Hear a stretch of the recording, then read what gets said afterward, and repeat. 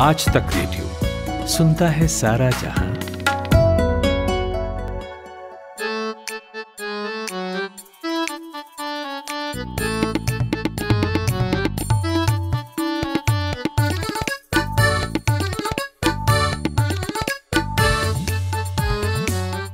एक संप्रदाय है ज़ेन संप्रदाय। वो जैनों का नहीं, बौद्धों का है। महायान बुद्धिज्म की एक धारा है, एक स्कूल है उनका।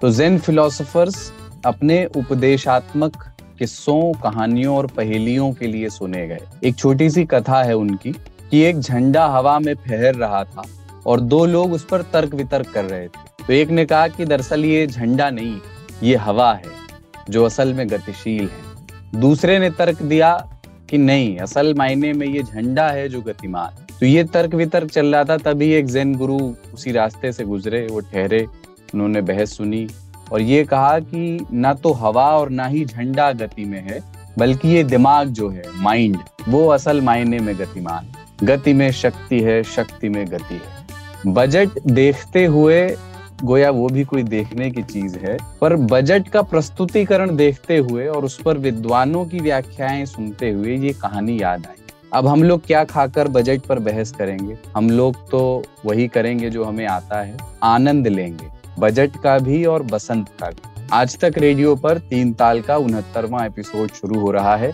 कमलेश ताऊ, पाणिनी बाबा और मेरे यानी कुलदीप सरदार के साथ। जय हो, जय हो, जय हो, जय हो, जय हो।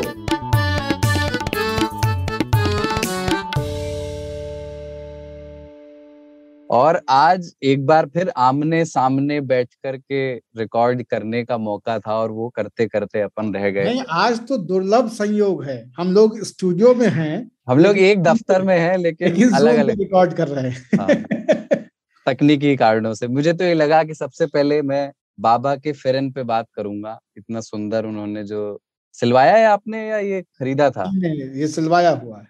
सामने बैठ के रिकॉर्ड करने के जो फायदे होते हैं ना, वो मुझे लगा कि आज वो मिलेगा हमें, पर वो साक्षात एक दूसरे को देख पाना वो हाँ, नहीं आज हो पाया। सवेरे मौसम सर्द था, तेज हवाएं थी, गुजिश्ता शब्द आसमान बहुत रोया, बजट पे आंसू ऐसे थे कि पार्क गलियां भीगी थी।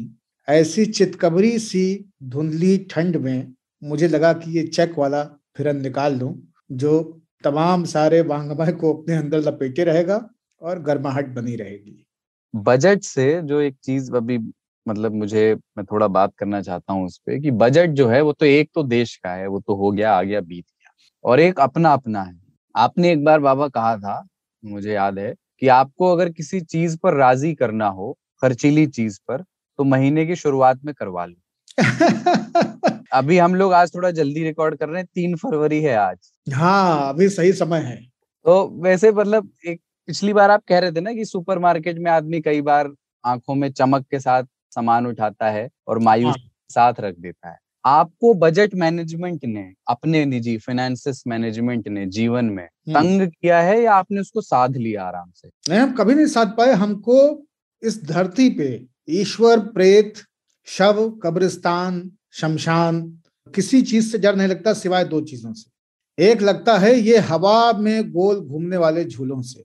बचपन में भय नहीं था, लेकिन अब कहो कि सही में हार्ट अटैक हो जाए, बड़का झूला में बैठ जाए तो लंदन आई को भी हम नीचे से देखते रहे। क्या देखते हम उनको, मगर देखते रहे। है ना? तो एक तो ये हाइट से, तो ऊंचाई वाला मामला जो है, और दूसरा जो भय मुझे है वो है आर्थिक प्रबंधन से। आर्थिक प्रबंधन जैसे कि हमारे साथ के तमाम मित्र अपना इनकम टैक्स रिटर्न स्वयं फाइल कर लेते हैं। इसको विद्या भारती के शब्दों में कहते हैं स्वयमेव मृगेंद्रता। हम में ये ना रहे भैया, कभी हमें कभी समझ नहीं आया, जबकि फार्म हाथ में मिलता है संस्थान से, उसको बस जमा करना है। अब तो ऑटोमेटेड है, उसमें सब खुद लिख के ही आता है, अपने आप ही आपका पूरा डेटा। कितना भी आता हो, हम इस कल्पना से ही मुझे जो है एंजाइटी हो जाती है कि ITR फाइल करना है। तो एक सज्जन है जो हर साल 1000 रुपया बढ़ाते जा रहे हैं। हमको समझ नहीं आता कि 4000 रुपए में क्या ITR फाइल करते हैं, 400 रुपए की चीज है, लेकिन इनको हम दे रहे हैं और वो ITR फाइल करते हैं। और यही स्थिति आर्थिक प्रबंधन को लेकर के, तनख्वाहों को लेकर के भी रही है कि वो कभी प्रबंधित नहीं रही। आप मेरे प्रबंधन का स्तर यही समझ लें कि पिछले 22 वर्षों से इस शहर में रोटी कपड़ा मकान कमाते हुए गुजारा भत्ता पाते हुए, नौकरी करते हुए आज तक हम एक अदद प्लॉट नहीं ले पाए।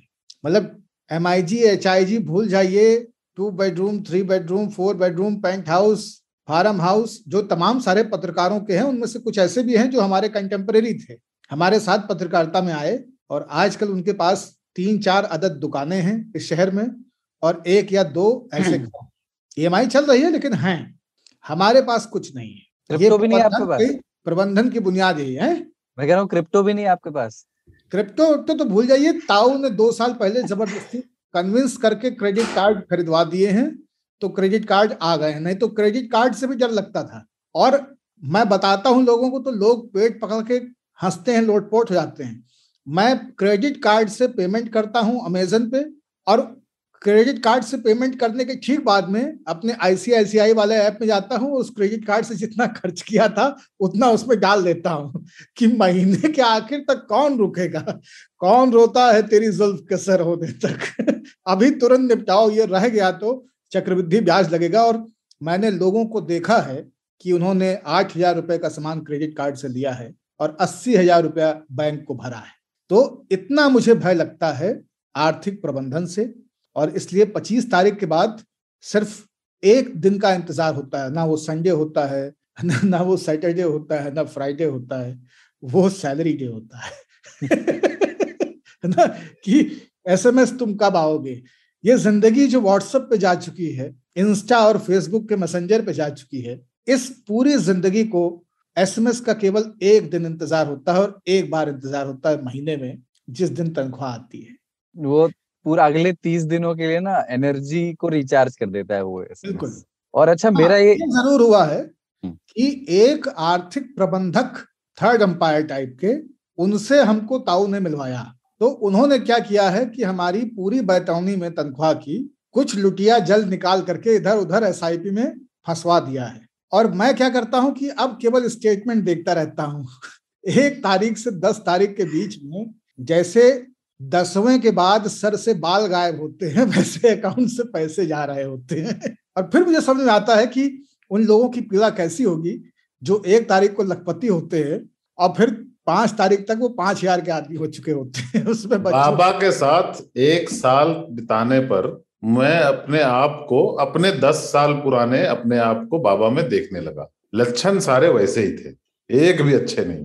क्या था कि बस घर में जमघट चल रही है और खान पकान हो रहा है, हिसाब नहीं है, हाथ खुला हुआ है, और हाथ खुला रहना चाहिए इंसान का। मैं इस बात का समर्थक हूं, हाथ खुला रहना चाहिए। लेकिन हाथ जब इतना खुला हो कि मुट्ठी में क्या था नहीं था, कितना गिरा, इसका पता नहीं हो, मैं बिल्कुल ऐसा ही था। तो मेरे जीवन में एक व्यक्ति ने प्रवेश किया और उन्होंने कहा कि देखिए आपसे ना हो पाएगा, तो हमको ये जिम्मेदारी दे दीजिए, हम सोचेंगे क्या करना है। हमने उनको वो जिम्मेदारी दे दी, और उसके बाद जब बाबा से मुलाकात हुई, इनके भी लक्षण मुझे ठीक नहीं लगे, तो मैंने उसको, इन दोनों को मिला दिया, राम मिलाए जोड़ी। अब बाबा के पास हाथ तो खुला वैसा का वैसा है, कौड़ी कौड़ी राम मिलाए जोड़ी, जुड़ गई कौड़ी कौड़ी। तो वो जो है उन्होंने जिम्मेदारी ले ली है। और मैं कभी भी बचत में विश्वास ही नहीं करता था। मतलब मैं जानता था बचत किसे कहते हैं। बचत वह है जो आपके आमदनी और खर्च के बीच में बच जाता है, बचा नहीं सकते कुछ। मैं गाड़ी के पीछे एक बार लिखा हुआ देखा था, जीसस सेव्स, तो मैंने कहा तब तो वो कर ही रहे हैं, तो हम खर्चा कर लें, है ना। तो वो जो है वो जीवन भर चलता रहा, और उसके चलते जो है बुढ़ापे तक हमें कोई आसरा नहीं था कि यार क्या कर सकते हैं। लेकिन जो कि जीवन शैली अपनी जो है अभी भी ग्रामीण टाइप की है, तो एक आदमी अगर जिम्मेदार प्लानर आपके साथ लग जाए तो आपकी कुछ मदद कर देता है उसमें। और सबसे बड़ी बात ये होती है कि वो इंश्योर करता है कि आपके पास रहेंगे ही नहीं, तो आप उड़ाओगे कैसे। और वो ये आश्वासन देता है कि उड़ाने की आवश्यकता होगी तो मुझे बताना, मैं दूंगा, लेकिन फिर आप मुंह नहीं खोलते। और ऐसे कर किसी क्रम में कुछ बचत हो जाती है। आम आदमी जो है वो बजट में ऐसे ही चलाता है। बहुत लोग बहुत कॉन्शियस होते हैं, और मैं उनको सलाम करता हूँ कि कैसे अपना हिसाब रख लेते हैं। मुझे याद है मेरे पिताजी तो बाहर जाते थे, अगर सब हम लोग कहीं बाजार गए बड़े, तो वो आकर के एक नोट बनाते थे कि कितने में क्या लिया, और उसका कुछ होता नहीं था, पर वो नोट बनाते थे। उसको दर्ज करने की उनकी तमन्ना रहती थी, और उससे एक कंट्रोल भी रहता है आदमी में। मैंने पान खाया तो मैंने उसमें इतने लगे, छाता खरीदा तो इतने लगे, क्या फायदा, आप ही का था, आप ही ने खरीदा, पर फिर भी एक अच्छी आदत होती है थ्रिफ्ट। हम कई बार ट्राई किए था, ये हुआ नहीं अपने से, 1-2 दिन चला, फिर तीसरे दिन वो कॉपी कहाँ गई पता ही नहीं। एक ये जो है ना कि मतलब फाइनेंसिस को मैनेज करने में आप किस टाइप के हैं, इसका जवाब ना मेरे पास एक अरसे तक नहीं था। मेरे लिए ये सीक्वेंस एकदम उल्टा हुआ है। वो चीज शायद विरासत में मिली, या जो भी मेरे जो परिस्थितियां थी उसकी वजह से ये हुआ कि मैंने बचाना पहले सीखा। कम तनख्वाह में भी मैं एक हिस्सा बचाना पहले सीखा, और फिर मेरा एक्सपीरियंस सेविंग्स पर और इसलिए पक्का हुआ कि जीवन में कई बार ऐसे चीजें आई जब मेरी सेविंग्स ने मुझे बचाया। वो मतलब 8 साल 10 साल की उम्र से मैं बात कर रहा हूँ, बहुत मामूली स्तर की सेविंग्स ने भी, जब मुझे लगा कि यार ये तो सेविंग्स बड़ा काम की चीज है। तो मेरे लिए फाइनेंसिस को मैनेज करने का मतलब सिर्फ बचाना था 24-25 की उम्र तक।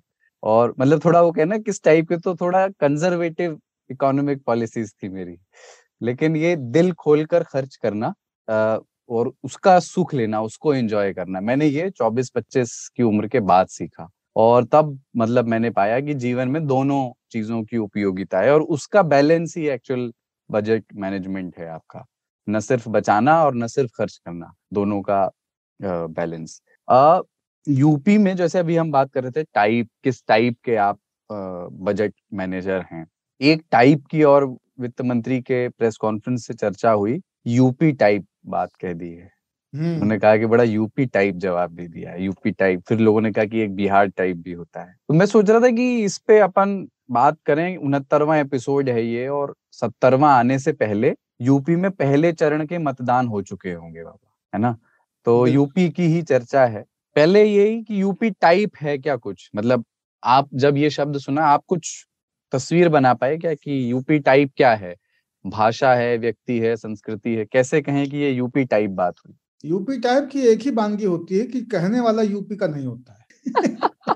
वो द्रविड़ियन हो सकता है, बंगाली हो सकता है, मराठी हो सकता है, पंजाबी भी हो सकता है, पंजाबी हो सकता है, कश्मीरी हो सकता है, वो कहीं का भी हो सकता है, यूपी का नहीं हो सकता है। अच्छा, मौसी के घर का भी नहीं हो सकता, मतलब बिहारी भी ये हिमाकत नहीं करता है कि वो कहे कि यूपी टाइप। और यूपी का टाइप क्या होता है भाई? वेस्टर्न यूपी और ईस्टर्न यूपी में भाषा अलग, खान पान अलग, रहने का तरीका अलग, और कोई मैच नहीं, कोई सिमिलरिटी नहीं है, लेकिन यूपी टाइप गढ़ा गया है। और इस यूपी टाइप को गढ़ने में सिनेमा की एक बड़ी भूमिका है। जैसे मैं बार बार कहता हूं कि, और अति विद्वान वो क्या नाम था उनका, ठाकुर साहब बासेपुर वाले, रामाधीर सिंह। रामाधीर सिंह। तो रामाधीर सिंह को मैं आधुनिक भारत का सर्वोत्तम दार्शनिक मानता हूँ। जब तक हिंदुस्तान में सिनेमा आए, वही वाला ना, वही वाला। उन्होंने इतनी आद्योपांत बात कही कि जब तक सिनेमा है भाई साहब, आपको कुछ और करने की जरूरत नहीं है। धारावाहिक सिनेमा बनाता आया है, उसने बनाया है, और उसी के तहत ये यूपी टाइप छवि गढ़ी गई। बंगाली की छवि बनी, एक अजीब से तिरपिन्ने बाल बिखेरे, धोती का एक पायचा जेब में डाले हुए, कुर्ते की जेब में खोसे हुए, बाटा की ब्राउन चप्पल पहने हुए, मूर्खतापूर्ण बातें करने वाला, मोटा चश्मा और मुंह से एक हुई पान की पीक, सरसों का तेल बाल में। हाँ, तो किशोर कुमार भी वैसे आते रहे और सारे बंगालियों को वैसे दिखाया जाता रहा। पड़ोसन के अगर आप महमूद को देखें तो आप समझ जाएंगे कि साउथ इंडियंस को हमने कैसे पोर्ट्रे किया है। महमूद केवल पड़ोसन तक सीमित नहीं रहते, तमाम सारी फिल्मों में फिर आप पाएंगे दक्षिण भारतीयों को मूर्ख, चुटकुले की जैसा, है ना, त्रिपुंड लगाए हुए, खोपड़ी पे बाल गायब, पेट अत्यधिक बाहर निकला हुआ, खब्बू, इस तरह का दिखाया गया। और सब मद्रासी। हाँ, सब मद्रासी। उन्होंने रेबेलियन में एक गाना हमारे ख्याल से 10-12 साल पहले आया था, we are south of India, we are not Madrasi, we are all पड़ोसी, we are south of India. ये बहुत पॉपुलर हुआ था ये गाना यूट्यूब पे, और अलग अलग राज्यों ने, द्रविड़ियन भाषा क्षेत्र के लोगों ने अपना परिचय उसमें दिया था कि हम सब मद्रासी नहीं है भैया, जो नाभि के नीचे है सबको मद्रासी कह देते हो तुम लोग, ऐसा नहीं है। मुख्य चूंकि पंजाबी डायरेक्टर्स और पंजाबी कलाकार बहुतायत संख्या में थे हिंदी फिल्म इंडस्ट्री में, तो मुख्य कलाकार जो होता था वो मल्होत्रा खानदान का इकलौता वारिस होता था, और वो जब गाना गाते थे तो पंजाबी में 2-4 लाइनें गाते थे। और यूपी और बिहार के लोग भोजपुरी बोलते थे, बिल्कुल किन्हीं कारणों से वो भोजपुरी बोलते थे। मुंबई के छत्रपति शिवाजी टर्मिनस या विक्टोरिया टर्मिनस पे एक बड़ी सी पोटली, एक होलडाल और एक लोहे के संदूक में कपड़ा लेके पहुंचा हुआ व्यक्ति सिनेमा में जब आपको दिखाई देता था तो वो यूपी से होता था। वहां पे श्रम के लिए, मजदूरी के लिए आया हुआ एक कम संभ्रांत, मूर्ख, कम शिक्षित, गंवार, इस तरह की छवि लेकर के आने वाला व्यक्ति, जिसके यहाँ अपना कुछ नहीं है, इसलिए वो आपके ऊपर अपने पेट को आश्रित करने के लिए आपके शहर में आ गया है और अब वो यहाँ पे वर्क फोर्स बनेगा। उतरते के साथ कोई उसको मूर्ख बना के उसकी जेब काट लेगा, जो आखिरी 122 रुपया उसके जेब में थे वो भी गायब हो जाएंगे और वहां से उसके अनंत संघर्ष की शुरुआत होगी। आखिर में वो हीरो बनेगा, आखिर में बनेगा हीरो। लेकिन और अगर उसको हीरो नहीं बनाते तो नॉर्थ में फिल्में चलती रही बॉलीवुड की, लेकिन आया वो वैसे ही। यूपी टाइप जो है ना, ये वहीं से आया है। एक फिल्म है आंखें, गोविंदा और चंकी पांडे की, उसमें गोविंदा ने एक जो खानदान के, पंजाबी खानदान के पुत्र की भूमिका भी निभाई है और यूपी के हंडिया, एक जगह है वाराणसी के पास, हंडिया के ग्रामीण की भूमिका भी निभाई है। और वो कहता है वो चंद्रमुखी, तो वो आप देख सकते हैं कैसे उनको बरता जाता है फिल्मों में। वो यूपी के हैं तो उनकी टीक है, उनकी एक चोटी है चुटिया। क्या वैसे मतलब एक मोहल्ला भी है ना रांची में कहीं पे, हंडिया, चुटिया तो सर बहुत जगह है। चुटिया रांची में एक है जिसकी फोटो अंग्रेजी वाली नाम की, स्टेट बैंक ऑफ चुटिया जो है, बहुत पॉपुलर रहता है।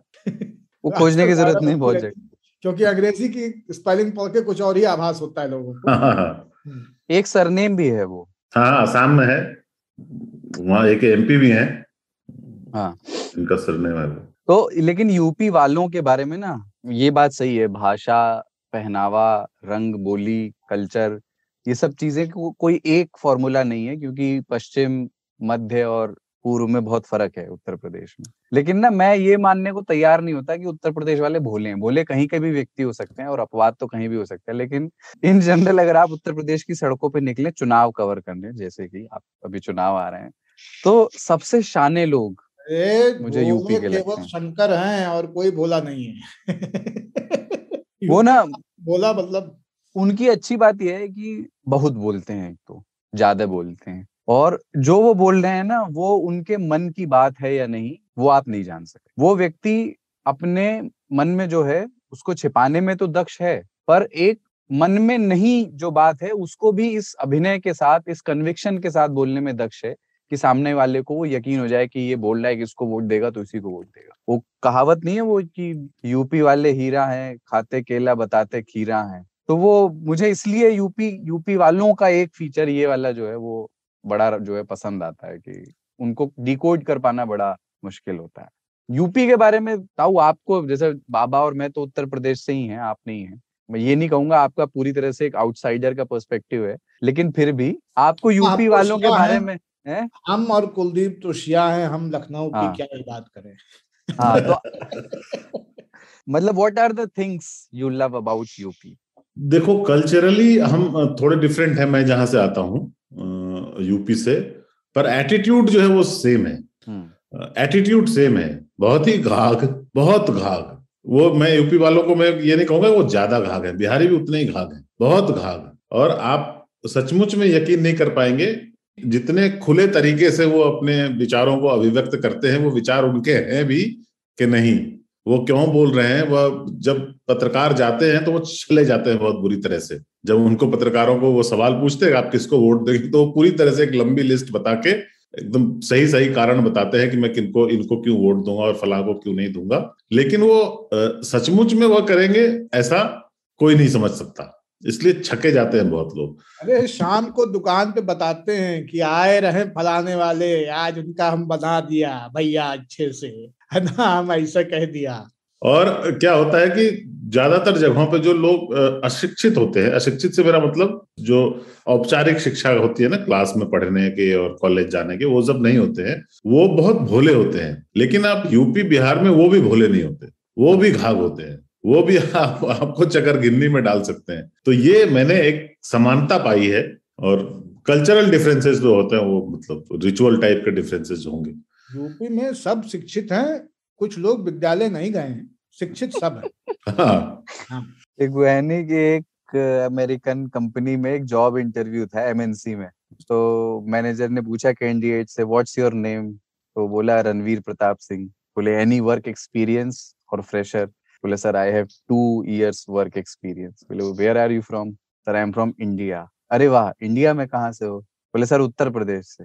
बोले कहाँ उत्तर प्रदेश में? बोले गाजीपुर से। क्या बात है, कौने जगह से आउल होगा बेटा? बोले चाचा देवकली। बोले ई कौने और परत है बचुआ? बोले सैदपुर देखा था हुआ चाचा? बोले हाँ बस ओकरे बगलिए में हो। बोले अच्छा अच्छा, चला बचुआ तोहार नौकरी पक्की, बिहान से आए जाओ ड्यूटी। चाचा तो बोले चाचा हमारा बायोडेटा देख लियो। बोले ससुर नकल कहीं के पास हुआ, बायोडेटा का देखा हुआ, चल सुर्ती बनाओ। तो ये है उत्तर प्रदेश की महिमा। बिल्कुल। लेकिन उत्तर प्रदेश में बहुत, मैं रोहिलखंड को उतनी अच्छी तरह से नहीं जानता, पर अवध, पूर्वांचल, बुंदेलखंड और पश्चिमी उत्तर प्रदेश, ब्रज क्षेत्र, मतलब ये भी पश्चिमी उत्तर प्रदेश भी 2 तरह के हैं। जिसको हम पश्चिमी उत्तर प्रदेश बोलते हैं उसमें ब्रज क्षेत्र भी आता है, जिसको हम नहीं गिनते। हम मुजफ्फरनगर, सहारनपुर इसमें फंस जाते हैं।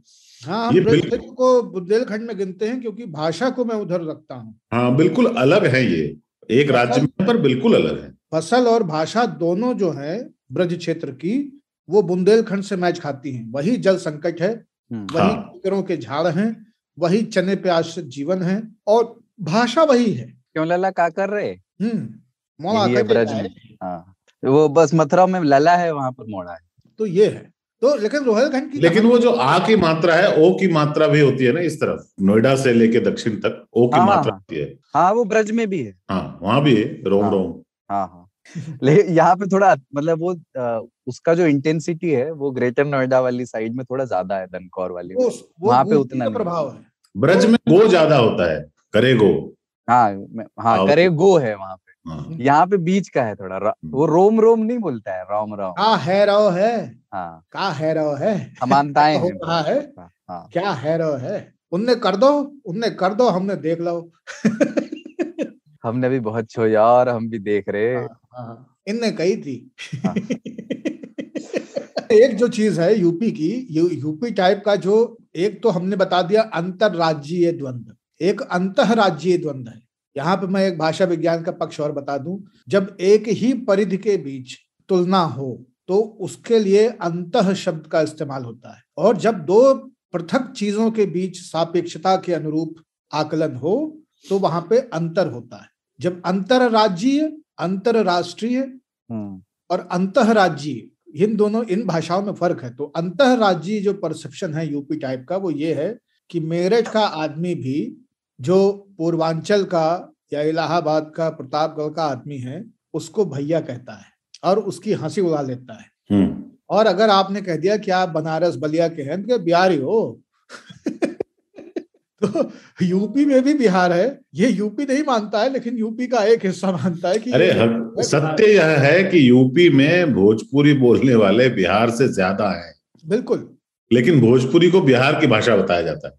गोरखपुर से लेकर के आजमगढ़, मऊ, बलिया, बनारस, ये पूरी बेल्ट जो है भोजपुरी की है। मिर्जापुर, गाजीपुर, जौनपुर, सैदपुर, ये भोजपुरियों की बेल्ट है। पर उल्टा भी है, पूर्वांचल वाले भी पश्चिम के बारे में अच्छी राय नहीं रखते हैं। आप देखिए रिश्ते नहीं करते, वो कोई रिश्ते नहीं है। और अवध वाले दोनों तरफ नहीं करते हैं। अवध वाले ये इसमें रहते हैं कि वो सृष्टि के सबसे कुलीन वही हैं। अगर फ्रांस के बाद सभ्यता कहीं पे आई है तो वो अवध में आई है। तो इस गफलते इश्क में जो है ना, वो इलाहाबाद के आगे शादी नहीं करते। अगर आप झूसी के या उसके उस पार के हैं, आपके यहाँ शादी हो ही नहीं सकती। बिहार में थोड़ा हो बिटिया बेदेव, हाँ तुम बता रहे वहाँ हुई हैं, कलेक्टर हुई हैं, कहूँ कि अपने घर के हुई हैं, बिहार में थोड़ी ब्याह कर दिए। और पश्चिम को तो लेके अवध का परसेप्शन ये है कि ये तो मतलब सिवाय गाली के और खड़ी बोली के बात नहीं कर सकते। तो समझे में नहीं आएगा कि ये प्रेम दिखा रहे हैं कि गुस्सा कर रहे हैं, इसलिए इनसे संवाद जितना बचा जा सके उतना बचो, क्योंकि दरअसल ये लोग जाहिल हैं और इन लोगों को ईश्वर ने खेती करने के लिए बनाया है। ये लोग अगर नहीं होते तो खेती भी हमें करनी पड़ती। ये अवध का परसेप्शन है। तो निर्मला ताई से बहुत मेरी शिकायत नहीं है। उन्होंने जो यूपी टाइप कहा वो सहज ही निकल आया। वो ऐसा चाहती नहीं थी, इस चुनाव के समय में तो एकदम ही नहीं चाहती थी। और आजकल यूपी की बेटिया भाई प्रियंका जो है, उन्होंने उसको लपक भी लिया तत्काल। उन्होंने कहा कि यूपी टाइप क्या है भाई, तो इस तरह से ये अवसर लपका गया। लेकिन निर्मला ताई जानबूझ के ऐसा नहीं की, जानबूझ के उन्होंने प्याज भी नहीं, वो वाला भी कंट्रोवर्सी ऐसे ही था ना वो, कि किसी ने पूछा था तो उन्होंने, मस्तिष्क और उदर में जब गैस अधिक हो जाए तो प्याज वर्जित हो जाता है, क्योंकि प्याज से गैस बनती है। तो इसलिए अगर मस्तिष्क में और पेट में दोनों जगह पे गैस ज्यादा हो गई है तो प्याज से लोग बचते ही हैं फिर। चलिए आगे चला जाए। तो आज अपन एजेंडा में इतना था नहीं जितना हम लोग बजट पे बात कर लिए, थोड़ी देर और बजट पे बतियाएंगे। मुझे तो एक चीज बस बजट पे मतलब आगे बढ़ने वाली एक चीज थोड़ी अच्छी नहीं लगी कि हलवे वाला जो इतना सुंदर वो था रिवाज, जो हलवा बनता था कढ़ाई में और रोज सुबह उसकी तस्वीरें आती थी, वो बंद कर दिया उसकी जगह पे। और उसका तरीका जो था ना वो मतलब ऐसा नहीं कि कहीं पे मैनुअल में लिखा हुआ है वित्त मंत्रालय के, या उसकी परंपरा कब से शुरू हुई इसका कोई मतलब कोई साक्ष्य है नहीं। लेकिन ये बताया गया क्योंकि बजट बनने की प्रक्रिया में होता यही था कि कर्मचारी एक तरह से लॉकडाउन में रहते थे एक जगह पे, और वहां पे बजट की पूरी चीजों को करने का, फाइनल नोट्स तैयार करने का, टाइप करने का, ये सारी प्रक्रिया होती थी। वो लीक नहीं हो जाए इसलिए लोगों को एक जगह पे लॉक रखा जाता था लगभग। तो ये सरकारी परंपरा नहीं है, ये बजट बनाने वालों की एक पैरेलल, वो जो इसको आप कह सकते हैं कि ये क्या अंग्रेजी में एक सोफिस्टिकेटेड शब्द होता है ना सबाल्टन के लिए, सबाल्टन जैसा कुछ होता है ना, वो वही है कि मेरा मन करता है कि इसमें व्यवस्था प्रमुख बन दिया। मतलब हमें नहीं पता, आप पर्चे में जो मर्जी लिखो, लेकिन बजट के अराउंड की जो व्यवस्थाएं हैं ना, उसके पहले वो बक्सा कैसे जाएगा, ये कोई कायदे का एक व्यवस्था प्रमुख बने, मतलब आपके जैसा उत्सव धर्मी कम से कम उसको तो एंजॉय करने दो, उसको भी, उसका भी जो फेस्टिवल है वो खत्म नहीं। प्रमुख रहा हूँ, कोई बात नहीं। तो मेरा ये मानना है कि जो लोगों ने ये परंपरा बनाई कि वो एक साथ रह रहे हैं, तो यार क्या किया जाए, तो कढ़ाई चढ़ाओ, हलवे बना लेते हैं, आपस में हलवे खाया जाए, सब छपने अपने के लिए गया। तो ये एक कलेक्टिव वो कंसीव किया गया एक कल्चर था, ट्रेडिशन था, जो मतलब ट्रेडिशन बन गया ओवर द ईयर्स। इसको खत्म नहीं करना चाहिए था, लेकिन बहुत चीजें खत्म होती हैं, बहुत चीजें खत्म हो गई, बहुत चीजें खत्म होंगी। उसको शायद इस बार के लिए ब्रेक दिया गया है, आगे तो होगा ही। नहीं ऐसा नहीं है, उसको कहा गया कि हलवा बंद कीजिए, मिठाई खाइए, बढ़िया मंगा देते हैं बाहर से।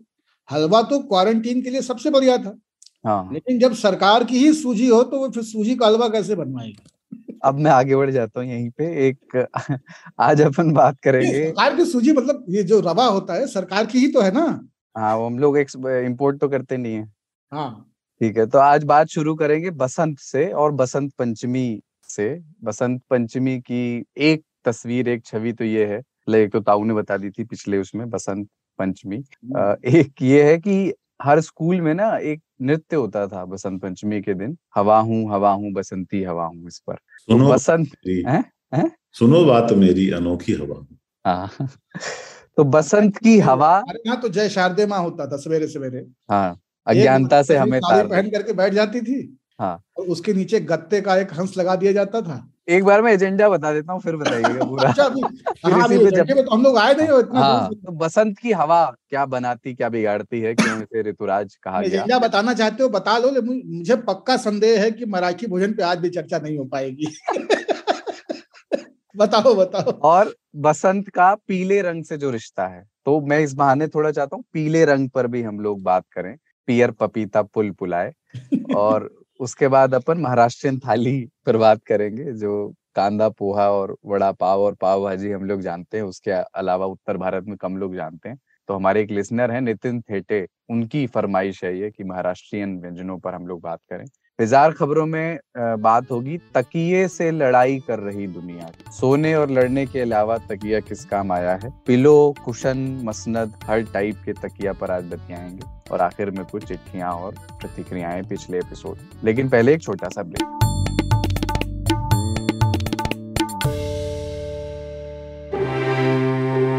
भाषा के ग्रामर से मिले कब, क्यों, कैसे, कहां, किसने, ये ऐसे शब्द हैं जो सेंटेंस में जुड़ जाएं तो उसे सवाल बना देते हैं। और सवालों के बारे में आइंस्टीन ने कहा था, the important thing my friend is not to stop questioning. At the stroke of the midnight hour, when the world sleeps, I'm going to make an offer again with you. सत्ता का खेल तो चलेगा, सरकारें आएंगी जाएंगी, मगर मेरे कमरे में किताबों के सिवा कुछ भी नहीं। मैं हूं नितिन ठाकुर और लेकर आया हूं एक ऐसा पॉडकास्ट जिसमें हम हर टॉपिक का रेशा रेशा खुलने तक सवाल पूछने से थकते नहीं। यहाँ हम बात करते हैं समंदर में दफन इतिहास से लेकर आसमान में उड़ते साइंस तक की। तो हर गुरुवार मेरी दुकान पर मिलेगा 4 किताबों के बराबर ज्ञान। आज तक रेडियो पर पढ़ाकू नितिन में, हमारी वेबसाइट के अलावा एप्पल पॉडकास्ट, गूगल पॉडकास्ट और स्पॉटिफाई पर भी।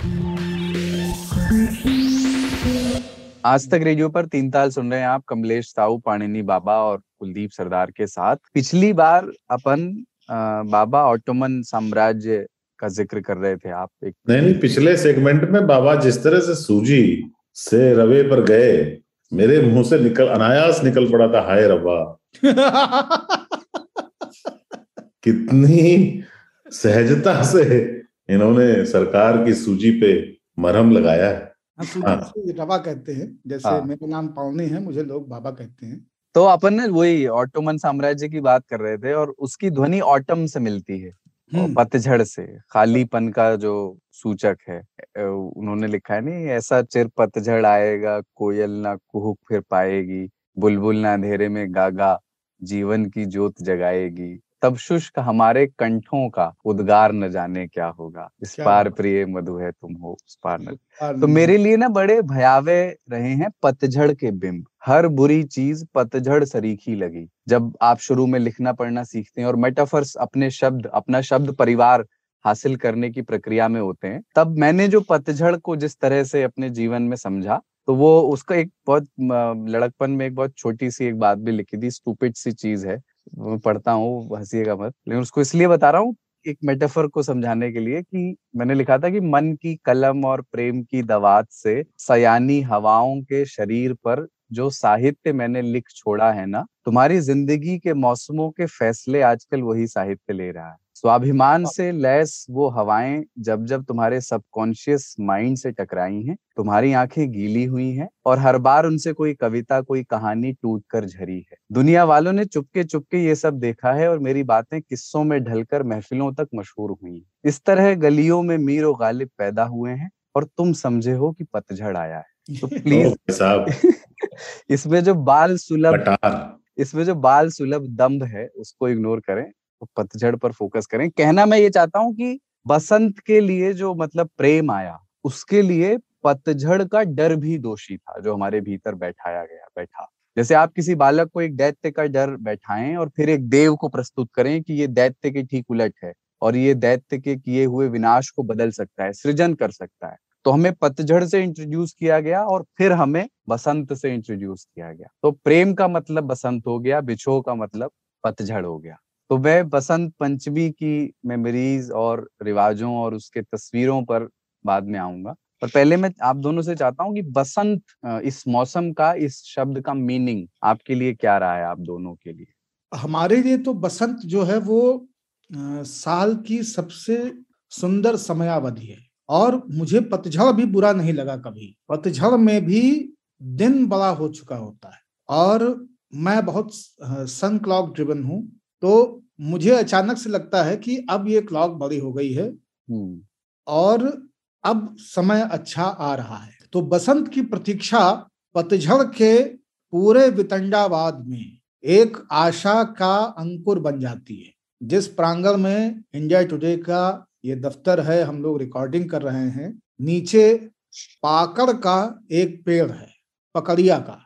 पकड़िया लोग समझते होंगे, बरगद के ही खानदान का एक वृक्ष है और वो बीचों बीच लगा हुआ है और उस पाकड़ की सारी पत्तियां गिर के अब उसमें अगौरा आ गए हैं। अगौरा यानी कि नवांकुर प्रस्फुटित हो चुके हैं और अगौरों ने जैसे जैसे सूरज का समय बढ़ा है, अपने कलरवों को खोल करके हथेलियों के जैसे पत्तियां बनाना शुरू कर दिया है।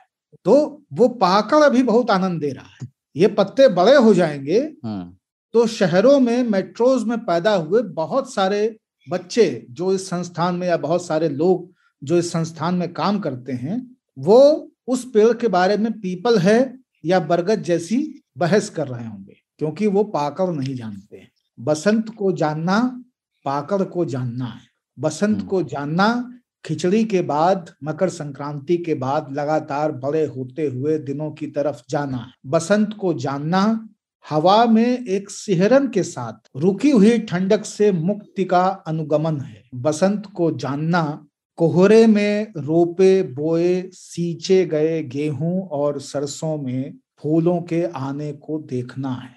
बसंत का आना बेर का आना है, बसंत पंचमी का आना है, शिवरात्रि का आना है, मौनी के नहान का आना है, खटतिला एकादशी का आना है, आपकी मकर संक्रांति और सकट का आना है, और उसके बाद फिर फागुन में प्रवेश कर जाना है। और फागुन में प्रवेश करके रंग पंचमी से रंग भरी एकादशी तक जो पूरा कलरव है, और केवल आम नहीं बौराता है, लोग बौराते हैं, लोग बौरा जाते हैं, ये मैंने देखा है। मैं इस चीज को पक्का मानता हूं कि पुष्पों का पराग केवल भ्रमरों को ही भ्रमित नहीं करता है, मनुष्यों को भी भ्रमित करता है। तो पुष्प पराग जैसे जैसे बढ़ता है वैसे वैसे मादकता बढ़ती जाती है। तो ये मादक समय है, और इसलिए बसंत मुझे प्रिय है, क्योंकि बसंत तमाम तरह की बाध्यताओं से मुक्त एक समय है, जिसमें आप चाह कर भी अपने आप को बहुत संयमित नहीं रख सकते हैं, चाह करके भी बहुत अपने आप को अनुग्रहित नहीं रख सकते हैं,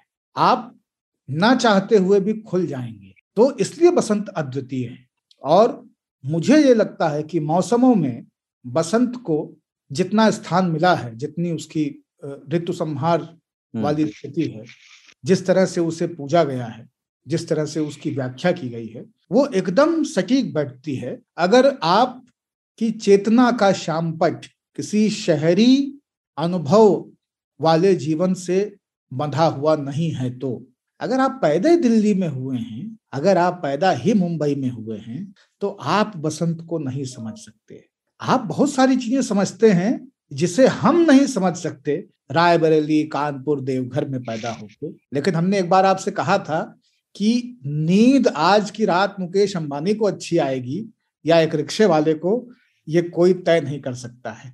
और कई बार रिक्शे वाला ज्यादा गहरी नींद सोता है। तो बसंत की कथा में ये इतना जमीन से जुड़ा हुआ है, इतना बैक टू नेचर है, इतना रूटेड है, इसलिए भी मुझे अति प्रिय है, मौलिक है। और जहां मौलिकता नहीं है वहां बसंत नहीं है। आप दिल्ली के बच्चों से पूछिए कभी बाहर निकल करके कि बसंत, तो कहेंगे व्हाट?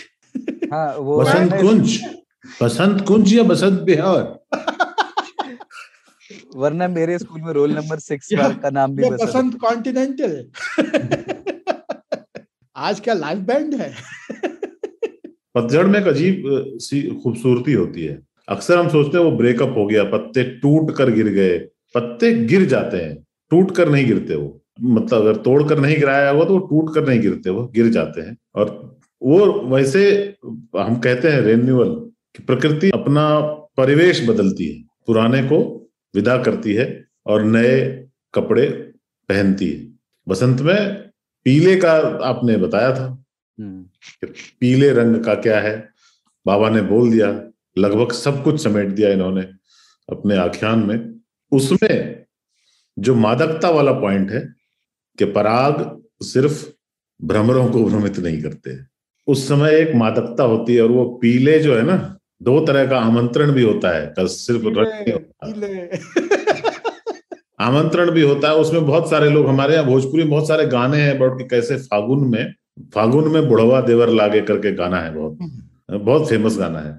कि वो चूंकि होली के दिन आप सभी के साथ रंग खेल सकते हैं और उसमें कोई बंधन नहीं होता, पर उसके मूल में यही है कि आदमी जो वृद्ध होता है वह भी नए पौधे की तरह, और मतलब बूढ़ा पेड़ भी नई पत्तियां लेकर इतराता है, उस तरह की हालत सबकी होती है। सब पे जवानी सी एक आ जाती है। वो हमारे यहाँ क्या है कि हम तो बॉम्बे और अब दिल्ली में भी खास करके 2-3 तरह के सीजन हो गए। बारिश समझते हैं लोग, बरसात के दिन जो मुंबई में लंबा होता है, और गर्मी के दिन और सर्दियों के दिन। दिल्ली में सर्दी, बॉम्बे में वो भी नहीं होता।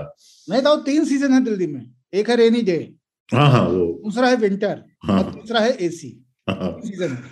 तो जो एक गाना है बहुत फेमस, पतझड़ सावन बसंत बहार, हमारे यहाँ तो 4 नहीं 8 ऋतुएं होती हैं, और वो उसको बदलते हुए आप शहरों में महसूस नहीं कर सकते। उसके लिए आपको वहीं रहना पड़ता है जहां की हरे के डिफरेंट शेड होते हैं। पीले होने तक, हरे के पीले हो जाने तक उसके डिफरेंट शेड होते हैं। फिर वो पीले से भी मटमैला हो जाता है और फिर जमीन में मिट्टी में चला जाता है। उन लोगों को बसंत के लिए यश चोपड़ा की फिल्मों में जो सरसों के फूल दिखाए जाते हैं, वो उनको ये पता नहीं होता कि सरसों के फूल हमेशा वैसे नहीं होते। आप कभी भी यश चोपड़ा के फिल्म की शूटिंग नहीं कर सकते। हालांकि अब आधुनिक कृषि तकनीकों से ये सब होने लगा होगा, पर हमारे यहाँ सब्जियां, फल और अनाज ये भी ऋतुओं पर निर्भर करते हैं। आप क्या खा रहे हैं, सीजनल वेजिटेबल बोल के हम बोलते हैं, ये सीजन में ये वेजिटेबल आता है, ऐसा नहीं है। इसलिए सारे पर्व, जैसे चूड़ा वाला जो पर्व होता है वो अभी गुजरा है ना, जिसमें कि आप चूड़ा खाते हो, तिल जक्की जैसे बात आई, ये सब भी वो जितने अनुष्ठान है, गन्ने का एक अनुष्ठान है, देवोत्थानम जब होता है तब गन्ने चलते हैं, छठ में भी गन्ने चलते हैं, संघाड़ा गन्ना। आप जैसे जैसे सीजन बदलता है, ऋतुएं बदलती हैं, खाना बदलता जाता है, कपड़े बदलते जाते हैं। सरस्वती पूजा के दिन हम पीला वस्त्र धारण करते हैं और श्वेत भी कुछ लगा करके, हल्दी बहुत काम आती है लोगों के कुर्ते वुर्ते रंगने में, और फिर या कुंदेंदु तुषार हार धवला इसका जाप करते थे। और इंतजार यही होता था कि भैया बिना पका हुआ, जो पिछली बार हमने चर्चा की थी, चावल के छोटे छोटे दाने जो थोड़े भींगे होते हैं, इसमें थोड़ा मिष्टान्न होता है, बुनिया भी दे दी जाती है, बेर चला जाता है, कटे हुए अमरूद भी होते हैं, सेब के छोटे छोटे टुकड़े भी होते हैं, केला मिल गया है तो भी होता है, सब मिलके बिना पकाए हुए यूं साना हुआ, और फिर साल के बड़े बड़े पत्तों की दुनिया में निकाल करके वो पकड़ा दिया जाता है और अद्वितीय होता है, टपकता हुआ रस उसका, वो भी बड़ा रमणीय है। हाँ, बड़ा आनंद देता है। लेकिन ये बढ़िया एक अच्छी चीज ताऊ ने एक और याद दिलाई, उस पे मेरी भी मेमोरीज है, कपड़ों को रंगने वाली। और वो टेसू के फूल से नहीं होता था, रंग से भी नहीं होता था, हल्दी से होता था। और पीला कपड़ा पता नहीं क्यों खरीद के नहीं आया कभी। जैसे उस दिन जो है कहीं जाना होता था बसंत पंचमी के कार्यक्रम में, तो घर से ये होता था कि कुर्ता और धोती पहन करके जाना है। तो मैंने हर बार सफेद कुर्ता और सफेद धोती को घर में पीले हल्दी से पीला करके और फिर मुझे पहनाया जाता था और मैं फिर बसंत पंचमी पे जाता था। शादी में जो पियरी तैयार होती थी वो पियरी खरीदी नहीं जाती थी। दूल्हे के लिए पीला एक बनता है कपड़ा जिसको वो अपने ऊपर डालता है और उसी से दुल्हन की चुनरी की गांठ लगती है, और एक पियरी बनती है दुल्हन के लिए। ये दोनों चीजें घर में तैयार करने की परंपरा थी। हल्दी का रंग बना करके और उसमें इसको पका करके तब ये पियरी सुखा करके तैयार की जाती थी। ये हमेशा से परंपरा थी। एक चीज बोलने की परंपरा नहीं रही है आजकल, लोग ऐसी बातें करते नहीं है, इसलिए मैं जानबूझ के इसको रिपीट करना चाहता हूँ। हमारे सरस्वती पूजा में सबसे उत्साही जो युवक होता था वो एक मुस्लिम युवक था, छात्र, और हम उसको बहुत बीच बीच में चेपते भी थे। जब थोड़े बड़े हो गए, एहसास भी हो गया, तो हमने उसको खींच के बोला कि अबे तू तो मुसलमान है, अल्लाह एक ही होता है, तो यहाँ कूद कूद करके पूरा जो या कुंदेंदु तुषार हार धवला कर रहा है। तो उसने मुझे कहा, हाँ अल्लाह तो एक ही होता है, पर विद्या की देवी तो सरस्वती ही है ना।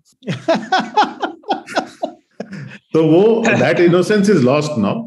अब उस तरह की बातें लोग नहीं करते, फैशनेबल भी नहीं है, पर वो जेन्युइनली वो बहुत उत्साहित रहता था, सारे कार्यक्रम आयोजित करता था, गाने वाने भी गाता था, मंत्र वंत्र भी पढ़ता था, और उसको पूरा यकीन था कि अल्लाह तो है ही, वही दुनिया चलाते हैं, वो सबसे पावरफुल है, सब कुछ वही करते हैं, पर पास तो तभी होंगे जब सरस्वती की कृपा होगी। हाँ, ये इनका डिपार्टमेंट इनसे बना के रखना पड़ेगा कि मोदी जी अपनी जगह ठीक है, लेकिन योगी जी से भी तो मेंटेन करके रखना भैया। ये पहले के भारत की बात बता रहा हूँ। एक चीज और बसंत के बारे में कि इस समय ना हवा जो चलती है, मतलब एक फिल्म है आंखों देखी, आप सबने देखी होगी ना, संजय मिश्रा वाली, उसमें वो डायलॉग अलग कॉन्टेक्स्ट में है, पर उस डायलॉग को मैं उस फिल्म के सीन से अलग करके देखता हूँ।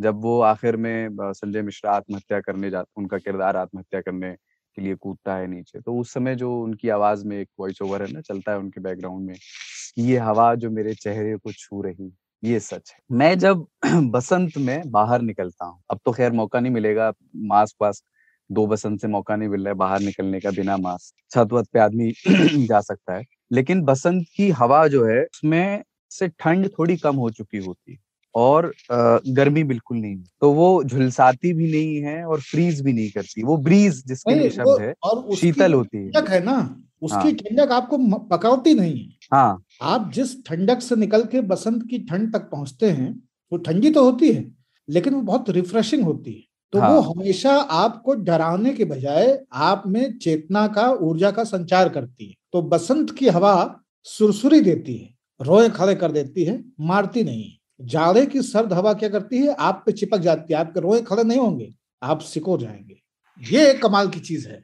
अच्छा, जैसे अभी बड़े इत्तेफाक की बात है कि अपन बात कर रहे हैं बसंत पे और पीले रंग पे भी, और मैंने और कमाल की बात ये कि तुम पीला पीला आज पहन के बैठे हो। वही कह रहा था मैंने आज पहना हुआ है, ये इत्तेफाक ही है। पीला परिधान लोग कहते हैं सबके लिए नहीं है, बहुत सारे लोग पीले रंग से चिढ़ते भी हैं कि यार क्या पीली कमीज पहन के चले, अनप्रोफेशनल भी मानते हैं कि कुछ ज्यादा ब्राइट कलर है। जैसे ग्रीन के बारे में एक साइंटिफिक बात है कि वो आपकी आंखों को देखने के लिहाज से सबसे सुखद रंग है। मुझे येलो का पता नहीं उसमें क्या स्थान है विज्ञान के लिहाज से, लेकिन मेरे लिए ग्रीन के बाद जिस रंग को मैं सबसे ज्यादा तक सकता हूँ, देख सकता हूँ देर तक, वो पीला ही है। तो मैं पीला पहनता हूँ बड़े खुशी से, और जब मैं पहनता हूँ मुझे अच्छा फील होता है एक साइकोलॉजिकल तरीके से।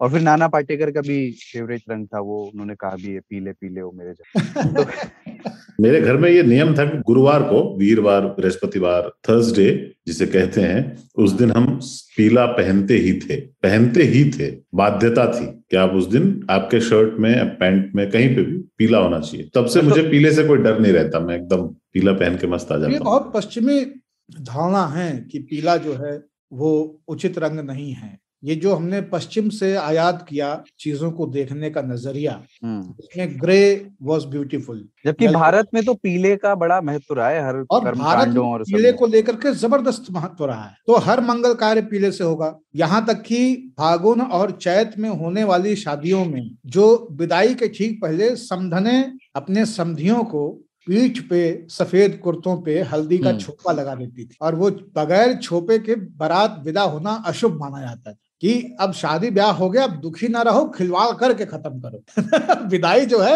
एक खेल पे खत्म हो, इतना नहीं है कि एकदम मुंह लटकाए हुए बिटिया हमारी चली गई। तो वो खिलवाड़ भी उसमें है। ये सब चीजें बनाई गई हैं, बहुत कमाल की चीजें हैं। पीतांबर भी विष्णु के लिए है ना बाबा, पीतांबर। बिल्कुल, सशंक चक्रम सक्रीट कुंडलम सपीत वस्त्रम वहीं से है। मुझे जैसे तितलियों में भी और कमाल का ये कंट्रास्ट है, मैं आपको बताऊं कि डिजाइन का जो सेंस है बहुत पुराने समय से, उसमें नीले और पीले की जबरदस्त मैचिंग है, एक बहुत मजबूत कॉम्बिनेशन है। ठीक उसी तरह से जो मेजेंटा कलर है, पिंक से थोड़े से बैगनी की तरफ जब जाएंगे, पिंक को जब गाढ़ा कर देंगे, जो कमल का रंग है, मेजेंटा और ग्रीन का जबरदस्त कॉम्बिनेशन है। बनारस की तमाम साड़ियों में जो लाल हैं लेकिन मेजेंटाई लाल हैं, उनमें आपको हरे का काम मिलेगा। अगर वो शुद्ध लाल साड़ी है तो उसमें ये वाला हरा मिलेगा, आपको धानी वाला हरा मिलेगा। लेकिन अगर वो डार्क वाला रेड है तो उसमें आपको गाढ़ा वाला हरा मिलेगा। ये कॉम्बिनेशन आता है लोटस से, कमल और उसकी पत्ती। सबने कहा कि ये कॉम्बिनेशन है। विष्णु का एक कॉम्बिनेशन है डिजाइन में। विष्णु स्वयं नीले हैं, पहनता और पीला रंग है, और उनके वस्त्र पीले हैं। और राजस्थान में कई जगहों पे आप नीले और पीले का मैच पैटर्न पाएंगे, क्योंकि बहुत ही शुष्क राज्य है और वहां पे रंग आपको बहुत नहीं देखने को मिलते हैं प्रकृति की तरफ से, तो लोग उस तरह से उसको रंग के रखते हैं। तो नीले और पीले का एक कॉम्बिनेशन है। हमारे भगवान कितने वो थे ना, रेसिज्म का आप उनको इल्जाम नहीं लगा सकते। अभी होता है कि जीसस गोरा क्यों बनाते हो, जीसस काला क्यों नहीं बना सकते।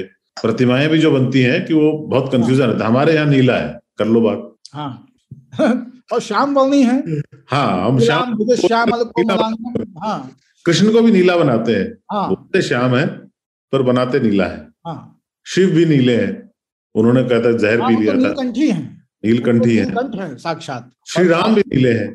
और काली के जैसा रूप तो मतलब पूरे अफ्रीका कॉन्टिनेंट में नहीं मिलेगा आपको। वो डार्केस्ट टोन है, मतलब वो काजल के रंग की। शनि और काली दोनों लोग एकदम डार्क टोन है। तो ये तो इल्जाम हमारे लग ही नहीं सकता, बल्कि ज्यादा सफल पुरुष भारतीय मैथोलॉजी में वो सांवले ही है। गोरों को सफलता नहीं मिली। एक गोरा हमारे यहाँ पूरी मैथोलॉजी में है जिसको केवल और केवल वैभव विलास और इस तरह की मायावी चीजों में लिप्त राजा के तौर पर देखा गया, और वो हमेशा अपने कुकृत्यों से फंसता रहा और फिर भगवानों को उसे रेस्क्यू करना पड़ा हर बार। उसका नाम है इंद्र, वो अकेला गोरा है।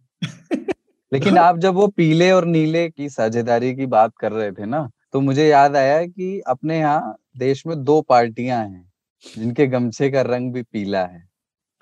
और वो अभी तक नीले के साथ नहीं है। हाँ, ये तो है। लेकिन पीले की तरफ वाली एक विचारधारा नीले को अप्रोप्रिएट करने के लिए बहुत समय से प्रयास कर रही है, कहीं कहीं पे सफल भी हुई है और इस वजह से उसको बड़ी सफलता भी मिली है।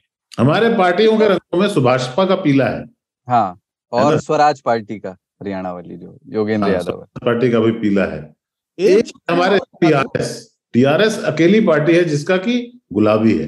हाँ, मुसलमानों के निकाह के साफे के माफिक है वो। मुसलमानों की शादी में जो साफा पहनाया जाता है दूल्हे को, वो वही गुलाबी होता है जो टीआरएस वाला है। बसंत का पीले से एक और कनेक्शन है जो मैं बताना चाहता हूँ कि पूस की रातों के बाद और उस मास के बाद जब सूर्य दिखना मुश्किल हो जाता है, केवल आसमान में एक बुझे हुए बल्ब जैसा दिखाई देता है सूर्य, या वो भी नहीं, कई बार बदरी है, कोहरा है, उसमें छुपा हुआ रहता है, और उसके बाद में टेम्परेचर बहुत बढ़ा नहीं है, लेकिन मकर के बाद सूर्य दर्शन शुरू हो गया है। तो सूर्य की जो आभा होती है बसंत ऋतु में, वो सफेद नहीं होती मई अप्रैल जून जैसी, वो पीली होती है। और बच्चा जब सूर्य बनाता है तो पीला ही रंग उसमें भरता है। मतलब एक हमारी मान्यता यही है कि सूरज पीला होता है। वो तो हम उगता हुआ बनाते हैं क्योंकि इसलिए पीला बनाते हैं, लेकिन बसंत के सूर्य का जो टोन है वो येलो है। ये किसी और मौसम में आपको नहीं मिलेगा, ये केवल बसंत में मिलेगा। जैसे जैसे बसंत बीतेगा और शुक्ल पक्ष चैत का पार करके रामनवमी के आगे आप बढ़ेंगे सतवही अमावस की तरफ, तो आप पाएंगे कि सूरज क्रूर हो चुका है और एकदम झक सफेद, एकदम झक सफेद। मुझे आपकी बात से एक चीज याद आई, आज 2 तरह के बल्ब आजकल आते हैं और उसमें डिफरेंट, मतलब बिल्कुल 2 तरह की मत हैं। एक आता है एलईडी, एकदम तेज सफेद रोशनी वाला, वाइट वाला, डे लाइट। वो लोग वो लगवाते हैं ज्यादातर अपने घरों में। बहुत लोग कहते हैं कि ये ज्यादा ही ब्राइट है, हम अपने घर का जो इंटीरियर है वो थोड़ा सा मध्यम रखना चाहते हैं, तो वो लोग येलो बल्ब बहुत सारे प्रेफर करते हैं। वार्म लाइट जो होता है, वार्म लाइट जो बोलते हैं जिसको। तो हमारे पूरे घर में वही है, हमको एकदम झक सफेद नहीं पसंद। और 3 ताल के तमाम श्रोताओं को मैं अपनी धारणा बता देता हूं, जिसके पीछे वैज्ञानिक तर्क है कि एलईडी व्हाइट वाला आंखों को नुकसान भी पहुंचाता है अगर आप उसको सीधे देखते हैं तो, इसलिए भी पीला वाला लेना चाहिए। चेतना में सूर्य का रंग पीला है, एकदम व्हाइट नहीं है, अनलेस अनटिल 12 बजे की बेला हो, दोपहर की बेला हो, या 2 मास की कहानी जो है। तो सूर्य का रंग प्रकृति का जिस तरह का जीवों की चेतना का रंग है वो पिलछांव है। आप पिलछांव रोशनी में रहने का अभ्यास डालें, चीजें ज्यादा खूबसूरत लगती है, एक सीपिया सा टोन भी आता है उसमें, विविड। मैं जो वार्म लाइट है उसमें ही रहता हूँ। जब कुछ ढूंढना होता है, जैसे कुछ गिर गया, चाबी गिर गई, तो फिर व्हाइट वाली लाइट को ऑन करते हैं उतनी देर के लिए जितनी देर ढूंढना होता है। बिल्कुल। अच्छा, एक चीज मैं और बता दूं, लाइट पे इतनी बात हुई है तो मनुष्य ने इतनी प्रगति कर ली और इंसान छत पे कुछ भी नहीं ढूंढता है। मतलब आप जिस कमरे में बैठे हैं उसकी छत पे आपकी सुई कभी नहीं गिरती, क्योंकि छत तो ग्रेविटी के हिसाब से फर्श पे गिरेगी, ऊपर तो जाएगी नहीं। तो सिक्का, सुई, माला, चाबी, नोट, है ना, नाक की कील, कान की बाली, इनमें से कोई भी चीज आपके पास से आपकी छत की तरफ नहीं जाती। उसको देखने की, खोजने की आवश्यकता नीचे है। लाइट अगर आपके लेवल पे होती तो ज्यादा काम करती, ज्यादा प्रभावी रहती, लेकिन सूर्य दर्शन की प्रवृत्ति ने अभी भी लाइटों को ऊपर ही रखा है। हमको ऊपर से रोशनी चाहिए। तो ये भी एक संकट है। एक कविता का टुकड़ा है बसंत पर, बहुत सुंदर, उसको पढ़ करके फिर अगले विषय पर बढ़ते हैं। कवि पद्माकर का लिखा हुआ, और मुझे इस कविता में जो अनुप्रास है ना वो बहुत पसंद है, और हर पंक्ति में अनुप्रास है। सुनिएगा इसको, कि लिखा है इन्होंने, कूलन में केलिन, कछारन में कुंजन में, क्यारिन में कलिन, कलीन किलकंत है, कहे पद्माकर परागन में पौन हूं मैं, पानन में पिकन पलासन पगंत है, द्वार में दिसान में, दुनी में देश देशन में, देखो दीप दीपन में दीपत दिगंत है, बीथिन में ब्रज में नबेलिन में बेलिन में, बनन में बागन में बगरो बसंत। क्या बात, अति अनुप्रासित, अति अनुप्रासित। मैं कालिदास का भी जिक्र करना चाह रहा था, उन्होंने भी एक ऋतु संहार में, ऋतु संहार, तो वो भी एक पढ़ने आइए ब्रेक के बाद आइए। हाँ, ब्रेक लेते हैं फिर आप।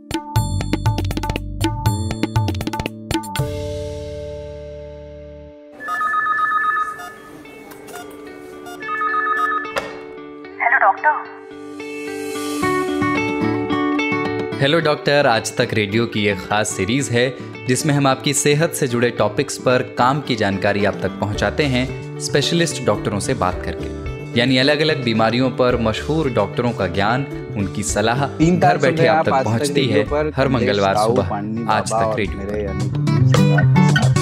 बड़ी बिजार खबर आज की। इसमें बात तकिया कलाम की नहीं करेंगे, सिर्फ तकिया की करेंगे। तकिया कलाम पर तो हम एक छोटी सी बातचीत कर चुके हैं 36वें एपिसोड में, वो जा करके आप सुन सकते हैं। वो एपिसोड आपको मिल जाएगा स्पॉटिफाई, गूगल पॉडकास्ट या एप्पल पॉडकास्ट, यूट्यूब पर भी है। वैसे एक तकिया कलाम ताऊ ने बताया था, उसमें मुझे याद है वो, उस बातचीत का हासिल महफिल वही था, है कि नहीं, है कि नहीं, हेबे करे, हेबे करे, छे कि नहीं था शायद, छेबे करे। हाँ, पर आज तकिया पे बात है कि घरों में भाई बहनों के बीच खेला जाने वाला पिलो फाइट अब इंटरनेशनल लेवल का एक खेल बन गया है। फ्लोरिडा में दुनिया की पहली पिलो फाइट चैंपियनशिप का आयोजन किया गया, जिसमें 16 पुरुष और 8 महिला खिलाड़ी शामिल हुए, और उसका वीडियो सोशल मीडिया पर बहुत शेयर किया जा रहा है।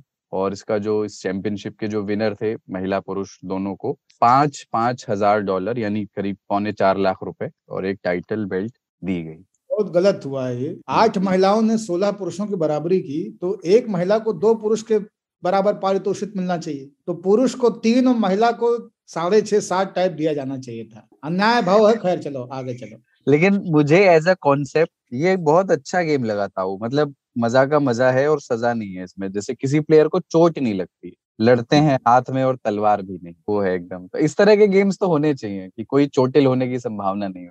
हाँ, लेकिन पिलो फाइट का एक नुकसान हुआ है बहुत।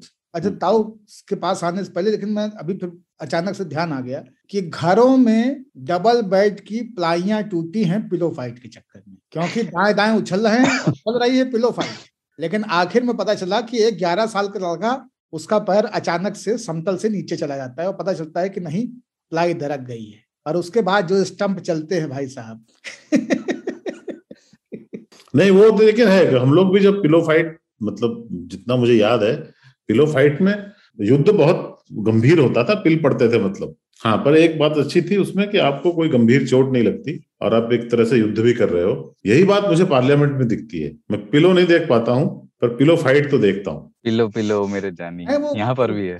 पिलो केवल वस्तु नहीं, क्रिया भी है। हाँ, वही सब सारी पार्टियां पिल पड़ी, वो पिलो फाइटर है वहां पे भी हमसे पंगा हमने कहा था ना लेना, अब ले लिया है, अब पिलो वो बताते भी हैं, ऐसे ही बताते हैं। अरे आज मोदी जी ने राहुल गांधी को ऐसा पेला भाई साहब पार्लियामेंट में, जवाब देते नहीं बनाए, जितना बोलते हैं ना 1 मिनट में मोदी ने ध्वस्त कर दिया। क्या बोला आपने? पार्लियामेंट में पार्लियामेंट में लेकिन तकिया जो है उसको गर्दन के नीचे रखने को लेकर के भी एक लंबा विमर्श है। कुछ लोग कहते हैं कि स्वास्थ्यगत कारणों से ये ठीक नहीं है, नस वगैरह दब जाती है, जबकि कुछ का कहना है कि तकिया ना रहे तो नींद ही नहीं आती। 3-4 तकिया लेकर के लोग सोते हैं, 2 एक सर में, 2 एक बाहों में। आप लोग तकिया के साथ आपका क्या इक्वेशन है? मतलब एक तकिया चाहिए ही चाहिए, या तकिया नहीं चाहिए, या कई सारी तकियां चाहिए? नहीं, एक तकिया तो हर हालत में चाहिए। और तकिए की नवैयत पे मैं थोड़ी बात करना चाहता हूँ। मसलन बहुत सख्त तकिया जो है वो मुफीद नहीं है, लेकिन बहुत सॉफ्ट तकिया भी मुफीद नहीं है। हवा के तकिए एकदम ही मुफीद नहीं है, खास करके जब वो टाइट भरे हुए हों। पहले खाता था ना तकिया जो लोग ट्रेन में लेके चलते थे, उसको फुलाना पड़ता था, उसको फुला करके और टाइट कर लेते थे। उसमें 10 बजे आप लेटो ऐसे अपनी सीट बर्थ पे, अचानक से कपाल भाती वाली आवाजें आनी शुरू होती, बोले वो भर के तकिया फुला रहे थे। लेकिन वो इतना टाइट रहता था कि वो दबता नहीं था। तो वो तकिया भी बहुत नुकसानदायक होता था। तकिए का इजाद ऐसा नहीं है कि अचानक से आ गया। इंसान ने सोते हुए हमेशा अपने हाथ को अपने सर के नीचे रखा, क्योंकि करवट से सोने पे हमेशा गर्दन नीचे टंगती है, और बाज मौसमों में, बाज हवाओं में लटकी हुई गर्दन ऐंठ जाया करती है। इसलिए एक सहज प्रक्रिया है ऐसे हाथ नीचे रख करके सोने की। आप कभी विष्णु का चित्र भी देख लीजिए, तो वो शेष शैया पे पड़े हुए एक हाथ की धोक लगाए हुए हैं अपने सर में, और एक हाथ में शंख वगैरह कुछ पकड़े हुए हैं। तो इस तरह से है। तो तकिए का आविष्कार बेवजह नहीं है, उसके पीछे जायज कारण थे। हाँ, तकिए की जो मेरी आवश्यकता है उसमें एक तकिया मुझे चाहिए होता है, और उसका शुद्ध कारण यही है। तकिए को लेकर के एक सुझाव भी मेरा है, और वो ये है कि तकिए को आप अपने गद्दा रखे हुए हैं अपने घर में आप 10 साल से, वो समस्या नहीं है। लेकिन तकिया अगर आपके घर में 10 साल से है तो वो समस्या है, क्योंकि बहुत सारा स्वेद आपके शरीर से, बालों से, सर से, कान से, गर्दन से निकल करके बहुत सारा पसीना बहुत सारा फंगल बैक्टीरियल इन्फेक्शन तकिए में शोषित होता है और सोते समय आपकी आंख, नाक, कान, मुंह जिस चीज के संपर्क में रहते हैं, जहां से आपको इन्फेक्शन आप रिसीव कर सकते हैं, वो तकिया ही है। तो बाकी शरीर आपका गद्दे पे पड़ा है, वहां से इन्फेक्शन का संकट इतना नहीं है, अनलेस अनटिल त्वचीय संकट हो और गद्दा वाकई बहुत पुराना और गंदा हो। लेकिन तकिया एक ऐसी चीज है जिसे बहुत सावधानी से रखने की आवश्यकता है और प्रयास करें कि 3 साल 2 साल होने के बाद तकिया बदल दें। पहले क्या था कि पहले रुई के तकिए बनाए जाते थे और साल दर साल उनकी धुनाई होती थी, उनको सुखवाया जाता था, उनके कवर और लिहाफ ये बदलते रहते थे, तो इससे वो पुनर्नवा होते रहते थे। आजकल सिंथेटिक तकिए के दौर में लोग तकिए बदलने का या तकियों को पुनर्नवा करने का शऊर भूल चुके हैं और इसकी वजह से उनको बाज किस्म की सांस की और दूसरी तरह की बीमारियां हो रही हैं। तो तकिए के बारे में ये एक तकिया कलाम मेरा, इसे आप लोग नोट करें। एक आखिरी सुझाव, सर में तेल लगा के कभी भी तकिए पे ना सोएं, क्योंकि तेल लगा हुआ सर तकिए को सिंचित करके उसको किसी भी प्रकार के इन्फेक्शन, डस्ट, पॉलन, इन सब के लिए हाईली रिसेप्टर बना देता है, रिसीवर बना देता है और वो और ज्यादा नुकसानदायक आपके लिए हो सकता है। तो तकिए को केवल तकिया कलाम न समझें, तकिए को अच्छे से बरतें, क्योंकि ये आपके पैरों की तरफ नहीं है, ये आपके सर के नीचे है, आपकी नाक के साथ है, आपकी आंखों से एकदम लगा हुआ है। कई बार आप मुंह छुपा के रोते हो तो होठ भी इसी पे होते हैं। और कभी वैसे आप बिल्कुल जैसे दुनिया में सबसे मूर्ख लोग वो होते हैं जो तकिए पे बैठते हैं।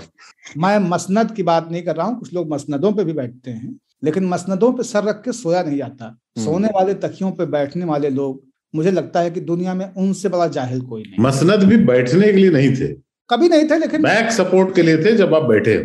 हाँ, लेकिन मनमोहन सिंह जैसे उम्र दराज लोगों के लिए वो व्यवस्था की गई कि इसी बैठ जाओ, क्योंकि वो बैठ नहीं सकते। अगर वो बैठ जाएंगे तो खड़े नहीं हो पाएंगे। चुनाव में तो कभी खड़े हुए नहीं, शांति स्थल पे भी ना खड़े हो पाए तो ठीक नहीं लगेगा। लेकिन ये तकिया मेरे लिए बहुत आवश्यक चीज है। मैं बिना तकिए के सो नहीं सकता और तकिए के आसपास किसी को बैठा देख नहीं सकता। आप दूसरी तरफ बैठो, तकिए के आसपास नहीं बैठना चाहिए। और एक शेर अर्ज कर देता हूँ कि असरे बाली ने मन बरखेज नाजा तबीब, दर्द मंदे इसकरा दारू बजुज दीदार नीस्त। और उसको अजीज मियाँ कहते हैं कि असरे बाली ने मन बरखेज नादा तबीब, तो अच्छा कर नहीं सकता, मैं अच्छा हो नहीं सकता। बालीन बोलते थे तकिए को, उसको बंगाल में बालिश बोलते हैं। बालिश जैसे मालिश होता है, पालिश होता है, वैसे बालिश होता है। वाह। शेर का मतलब यह है कि वो डॉक्टर को कह रहा है कि हट जा मेरे तकिए के पास से, ए बेवकूफ डॉक्टर, मैं इश्क का मारा हुआ हूँ, मेरी दवा सिर्फ दीदार है। क्या बात। क्योंकि डॉक्टर बैठते थे, अगर आपको याद हो तो बीमार के तकिए की तरफ बैठते थे, सिरहाने की तरफ। हाँ, वो जो कि सही था, क्योंकि बीमार इतना ऊंचा नहीं बोल पाएगा कि आप ताने बैठे हो तो वहां तक पहुंचे। और तकिए के पास बैठना दुर्योधन होना भी है। पार्थ के पास महाभारत के युद्ध से पहले जब कृष्ण के पास दोनों लोग पहुंचे, अर्जुन और दुर्योधन, तो दुर्योधन ने तय किया कि वो तकिए के पास बैठेंगे और अर्जुन ने तय किया कि वो पैरों के पास बैठेंगे। कृष्ण ने जब आंखें खोली तो उनकी दृष्टि पैरों की तरफ थी। उन्होंने पहले अर्जुन को देखा और फिर जब वो घूमे तो उन्होंने दुर्योधन को देखा। तो ये भी एक कथा का मतलब है, तकिए के पास या तकिए पर ना बैठें, पैटाने बैठें, कृपा होगी। लेकिन इसमें एक वो हेल्थ वाला एक और फैक्टर भी है कि तकिया कंफर्ट तो जो हो सो हो, वो थोड़ा एलिवेट कर देता है सोते हुए आपके सिर को। तो जो खाने के भोजन के बाद आपके जो स्टमक एसिड्स हैं उनको ऊपर आने से रोकता है आपके।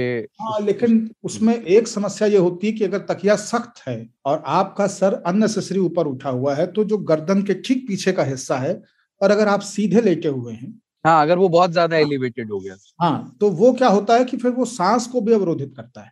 हाँ, वो आपके इस पूरे पास को चेंज कर देता है और आपकी गर्दन पूरे टाइम तनी रहती है ऊपर की तरफ, क्योंकि आप जब सीधे लेटते हैं तो आपके सर में जो पीछे अर्धचंद्र है ना, जो आपका कटोरा है पीछे का हिस्सा, वो ऑलरेडी आपको एक एलिवेशन देती है। सोने की अच्छी मुद्रा जो है वो सीधे सोना नहीं है, सोने की अच्छी मुद्रा करवट से सोना है। अच्छा। और उसमें भी सोने की अच्छी मुद्रा बाईं तरफ करवट लेके सोना है, ताकि आपके आमाशय में भरी हुई सभी चीजें बाकी वाइटल ऑर्गन्स के ऊपर लदी न रहे और डायफ्राम को अननेसेसरी प्रेशर नहीं मिले। जब आप सीधे लेटते हैं तो आपके कंधे की, पीठ की, सीने की और बाजुओं की तमाम मांसपेशियां अतिरिक्त तनी रहती हैं। सीधे लेटने का मन है तो शवासन करें, बहुत उचित आसन है और बहुत ही आनंददायक है, बहुत ही फायदेमंद है। और डायफ्राम ब्रीदिंग करें, लेकिन डायफ्राम ब्रीदिंग और शवासन आप सोते समय नहीं कर सकते हैं, वो संभव नहीं है। तो करवट से सोएं, और करवट से सोने में ही तकिए की जरूरत होती है। मेरा ये तीसरा है सोने का तरीका, मैं स्टमक स्लीपर हूँ। जो छाती के बल सोते हैं, और मैं अपने सर के नीचे तकिया नहीं, मुझे जरूरत नहीं होती बस, लेकिन मैं एक तकिया रखता जरूर हूँ साइकोलॉजिकल कारण से। मतलब एक तकिए का स्पर्श मेरे सिर पे रहता है, मेरा सर उसके ऊपर नहीं रहता है। तकिए की सबसे ज्यादा जरूरत होती है जब आप करवट सोते हैं, बिल्कुल उसमें तकिए की आवश्यकता पड़ती है। अगर आप सीधा सोएं या पेट के बल सोएं, हाँ, तो फिर कोई तकलीफ नहीं है। लेकिन मैं एक छोटा कुशन लेकर के सोता हूँ अपनी छाती के पास, वो मुझे कंफर्टेबल लगता है, तो वो उससे ये जल्दी हमारी नींद आया। बीमारी है। मेरे बिस्तरे पे 2 अदद तकिए और 5 कुशन रहते हैं। मुझे आदत है कि रात में अगर हाथ हो कहीं पे तो वो एक कुशन पे आ जाता है, तो लगता है कि हाँ ये सही जगह रखा हुआ है, ऐसे करके। मैं ना इस पे नंबर ऑफ तकिया पे भी थोड़ी इसलिए बात करना चाहता हूँ कि क्या, जैसे इसको अगर वैसे आप एनालाइज करने की कोशिश करें कि घर में क्या जितने तकिया हैं, घर में बढ़ते हुए तकिया समृद्धि का प्रतीक है। नहीं, जैसे नहीं, आप मैं पूरी बात सुनिए ना भाई। हाँ, वही मैं कह रहा हूँ। जैसे मेहमान आ जाते थे पहले, तो तकिया जुगाड़नी पड़ती थी कि इस बिस्तर से उठा करके यहाँ ले आओ, आज मेहमान आएंगे। या कई बार ये भी होता था कि घरेलू घर के लोग चादर ही सिर के नीचे रख करके सो जाते थे। एक अभी इसको लेकर के ये बना है कि जैसे एक बेड पर 2 लोग सोते हैं, पर वहां पर 6 तकिया रखी होती हैं डिफरेंट साइजेस की। एक तो मेन तकिया होती हैं 2 बड़ी, फिर 2 कुशन्स होंगी, और 2 उनसे भी छोटी जो स्क्वायर और भी छोटी जो होती हैं वो रखी होती हैं। वो सजावट के नजरिए से ही होती है, लेकिन वो गाँवों में या जहाँ उस तरह की समृद्धि नहीं है, वहां नहीं। तो क्या वो समृद्धि है या सिर्फ वो फैशन सेंस है और स्टाइल है? मतलब वो नहीं, वो फैशन सेंस और स्टाइल नहीं है, फैशन समृद्धि से ही आता है। हाँ, मतलब वही एक ही चीज। और उसकी उपयोगिता जो है ना, जैसे मेरे लिए अगर मैं आईपैड पे कुछ देख रहा हूँ या मोबाइल पे कुछ देख रहा हूँ, तो धोक लगा के जब बैठते हैं तो उस धोक में कोहनी के लिए वो कुशन इस्तेमाल हो जाते हैं, और वही उनका सबसे बेस्ट इस्तेमाल है। या आप अपनी गोद में सिस्टम ले करके किताब या लैपटॉप लेके बैठे हुए हैं, वो छोटका कुशन बहुत बढ़िया काम करता है। आपकी 2 पैरों की वेणी के बीच में जो एक रिक्त स्थान है खाई नुमा, उसमें वो एकदम समतल कर देता है उसको, और आप उसको आराम से वहां पे रख सकते हैं। तो लैपटॉप की गर्माहट आपके पैरों तक नहीं पहुंचेगी, कुशन भैया उससे डील कर लेंगे। अरे आजकल एक नया वो भी नई टेक्नोलॉजी तकिया में आई है, मेमोरी फोम कुशन्स। आपने यूज किया कभी? हाँ, उसमें सर रख दो तो वो काफी देर तक उसमें गड्ढा बना रहता है, फिर आप सर हटा लो तो वो गड्ढा वापस भरता है। हाँ, और उसके बारे में क्लेम आप ऐसा चाहते हैं। हाँ, पर उसमें क्या है, मैंने वो यूज किया है, उसको इतनी बार पलट उलट के मैं यूज करता हूँ कि उसका कोई मतलब नहीं रह जाता। अब उसको मेमोरी में सेव तो होने दो। मैं उसको पलट के एक रात में उसको कई बार पलट के मोड़ तोड़ के, मुझे तकिए के साथ बहुत बेहुरमती करते रहता हूँ मैं। अच्छा, जो मसनद है, अभी आपने जिक्र किया गोल वाला लंबा तकिया बेलनाकार, वो शाही लोगों के लिए ही पहले था। मतलब मसनद का मतलब ही गद्दी था या सत्ता था, ताकतवर व्यक्ति मसनद पर बैठता था। साहिबे मसनद। हाँ, साहिबे मसनद है ना, सत्ताधीश। राजा, वजीर, अफसर है ना, ये धर्मगुरु। ऐसे आश्रमों में भी आपको दिखेगा कि जो मठाधीश होते थे, महंत होते थे, उनकी जो गद्दी थी उस पे मसनद होता था। ये मसनद आम घरों में कब से और कैसे आया? मतलब इसकी कोई स्मृति जैसे मुझे मालूम नहीं है, लेकिन मुझे ऐसा लगता है, एक ऑब्जर्वेशन ये है कि शायद ये दीवान के साथ, जब दीवान आए ना, स्टोरेज बॉक्स, ये दीवान मसनद है। हाँ। और हमारे यहाँ तो दीवान पे नहीं, हमारे यहाँ जो, मतलब हम उसको बंगला बोलते हैं, पर वो जो बाहर, घर के बाहर जो एरिया होता था ना, छप्पर के छत के नीचे का, जिसको आप पता नहीं क्या बोलेंगे, हम उसको घर के सामने, मतलब आपके में मुख्य दरवाजे, जहां पे लोग आते थे ना, वो वहां बैठते थे। सारे में ओसारा, हम अवध में लोग बोलते थे। अंदर वाले घर में जो होता था वो सेम चीज, अगर जब अंदर होती थी उसको ओसारा बोलते थे। इसको बरामदा बोलते हैं लोग। अच्छा, बरामदा, बरामद है ना। तो हमारे घर के दुआरे। हाँ, तो दुआरे पे जो चौकी लगी होती थी, उस पे ये गोल वाला होता था, और वो गोल वाला और कहीं नहीं पाया जाता था। वही, बिल्कुल। तो एक्चुअली जो लोग रुक जाते थे, उनके लिए वो तकिया हो जाता था। घर के जो सबसे मुखिया रहे लोग होते थे, उनके हवाईयन पलंग पे या दीवान पे या बैठक खाने में मसनद जो है वो मौजूद पाए जाते थे। बाकी घर में सामान्य मानविकी के इस्तेमाल में मसनद कभी नहीं होता था। और अगर कोई नई दुल्हन दहेज में गद्दा और पलंग के साथ में मसनद ले आई है तो महीना 2 महीना के चक्षुष श्राव के बाद में वो बैठक खाने में ही पहुंचता था। अच्छा, शौक पूरा होगा, अब एक रख दियो, ठीक है ना। जो आज साहिबे मसनद हैं कल नहीं होंगे, किराएदार हैं, जाति मकान थोड़ी है। और दीवान का एक और चीज थी, दीवान जब आए थे ना तो दीवान बेडरूम के लिए नहीं आए, दीवान आए ही लिविंग रूम के लिए थे कि वहां पर सजाया जाए। और चूंकि सोने के लिए नहीं थे लिविंग रूम, तो वहां पर नॉर्मल तकिया रखते तो खराब लगता, इसीलिए उसको सजावटी के तौर पर शायद मसनद रखे गए। और अभी जब आप दीवान सेट लेने जाएंगे ना, उसको दीवान सेट कहते हैं, जिसमें वो दीवान की बेडशीट अलग आती है और वो थोड़ी मोटी होती है, थोड़ी लिविंग रूम के हिसाब से ज्यादा फैंसी होती है। उसके साथ जो तकिया के कवर आते हैं वो मसनद के ही कवर्स होते हैं। बिल्कुल। तो वही एक आखिरी चीज और तकिया के बारे में जिसका जिक्र आपने किया, अकेलेपन, आंसू और तकिया, और वो बहुत साथ है लोगों का। और जब आपके मन की पीड़ा सुनने वाला कोई ना हो तो आप तकिया से ही कहते हो, तकिया को ही उसी में पोंछ भी लेते हो, उसी पे सर रख के रोते हो। और वो राज भले ही नहीं जानता हो आपके, पर आपके दुखों का साक्षी जरूर रहा है। तो इसलिए वो बिंब भी है ना, कहते हैं कि तकिया गीला क्यों करते हो तुम, तकिया गीला कर। वो भी एक तकिए का एक उपयोगिता घरों में, एक मेटाफर उससे भी जुड़ा है। बिल्कुल। और उसको कई लोगों ने, हालांकि मेरा एकदम मामला उल्टा है, मैं तो तकिए पे रोने के पक्ष में नहीं हूँ। रुमाल से पोंछने और तकिए पे रोने, इन दोनों से मेरा वास्ता नहीं है। लेकिन बिल्कुल ये रहा है, और ये मुहावरों में भी रहा है, आपने इसे देखा भी है। कई सारे सिनेमा में इस मुहावरे को चरितार्थ कराने के प्रयास भी किए गए हैं। कई बार तकिया उन लोगों के लिए अकेला सहारा रहा है जिनके लिए वो घर उस वक्त अपरिचित रहा है, जिसे समझने वाला कोई ना हो, जिसकी पीड़ा को सुनने के लिए कोई तैयार ना हो, जो अपनी बात किसी से कह नहीं सकता हो, वो तकिए में मुंह छुपा के रोते पाए गए। और इसमें केवल महिलाओं की बात नहीं हो रही है, मतलब महिलाओं ने ससुराल गई बिटिया, बहुत ओरहन सुन ली तो आके तकिए में मुंह छुपा के रो ली। लेकिन कई बार पुरुषों ने भी घर में सबके सामने अपने पौरुष और अपनी कठोरता को दिखाते हुए एकांत के क्षणों में उन्हीं तकियों में मुंह छुपा के वो भी रोए। दुल्हन चली नई हरवा बलम सुसुकी दई दई रोवे, अंगना में रोवे, अटरिया पे रोवे, और तकिया पे दई दई वो सर दई मारे, बलम सुसुकी दई दई रोवे। और तकिए का वैसे एक और इस्तेमाल है, मैं एक शेर पढ़ूंगा ना, आपको याद आ जाएगा वो शेर, वो मतलब वो इस्तेमाल समझ में आ जाएगा। तकिया हटता नहीं पहलू से, ये क्या है बेखुद, कोई बोतल तो नहीं तुमने वहां छुपा रखी है। अचानक कभी कभी कोई चीज छिपानी पड़े तकिए के नीचे, तो तकिए के नीचे वो छिपा देते हैं, तो वो भी एक है तकिए का। बिल्कुल। पहली बार पान मसाला जो मेरे पास से बरामद हुआ था वो मेरे तकिए के लिहाफ में मैंने छुपा रखा था। आधा खाया था और आधे को बहुत ईमानदारी से फोल्ड करके दरमियाने लिहाफ और तकिया, गिलाफ जो उसका होता था, तो गिलाफ और तकिए के दरमियान वो छुपा हुआ था। और जैसा कि मेरी जिंदगी में बारहा हुआ है कि जब भी मैंने कुछ छुपाने की कोशिश किया वो पहले ही दिन हम धरे गए हैं। तो माता जी को मिल गया और उसके बाद में वो पीले रंग के सादे पान मसाले की संजोग पुड़िया की वजह से हम मन भर कूटे गए थे। संजोग चलता था उसमें ना। हाँ, संजोग चलता था, तलब के ठीक बाद आया था संजोग। तो नीला संजोग जो होता था, मतलब कि आसमानी, उसको फिरोजी कह सकते हैं। फिरोजी संजोग जो था वो गुटखा था और पीला संजोग जो था वो सादा था। हमारे पास से पीला बरामद हुआ।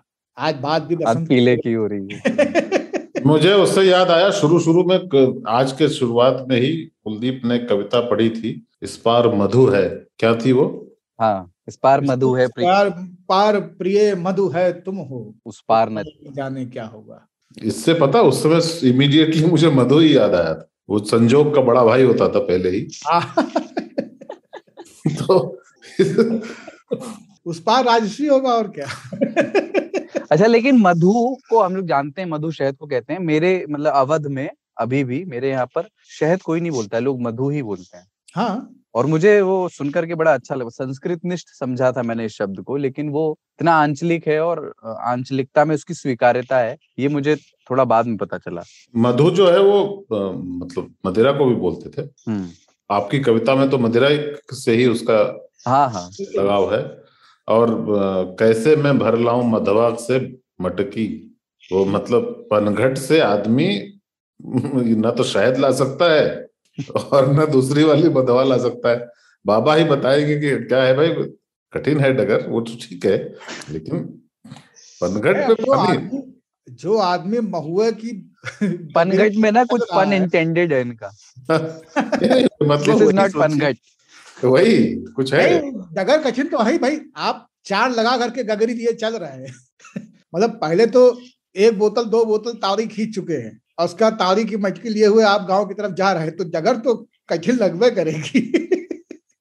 तावड़ी से वो याद है आपको, एक वीडियो देखा है वो, मतलब इनफैक्ट 3 तालियों में जिन्होंने ना देखा हो, 1 sip to chicken 1 sip to me। एक शेफ है जो तावड़ी चिकन बना रहा है, और उसको बनाते हुए वो प्रोसेस बताता है, तो वो कहता है कि इसका प्रोसेस ये है कि 1 सिप आपको एक भगोने में डालना है जो पक रहा है चिकन, और 1 सिप खुद पीना है। अरे when Baba bakes, he always recommends pouring some stuff। तो what do you think happens? क्या बाबा तो मतलब एक इधर एक उधर।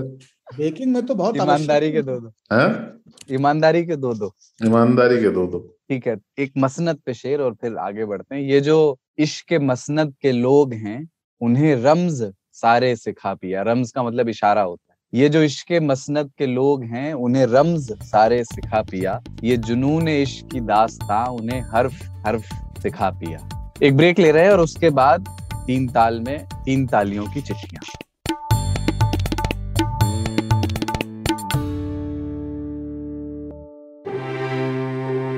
भाषा के ग्रामर से मिले कब, क्यों, कैसे, कहां, किसने, ये ऐसे शब्द हैं जो सेंटेंस में जुड़ जाएं तो उसे सवाल बना देते हैं।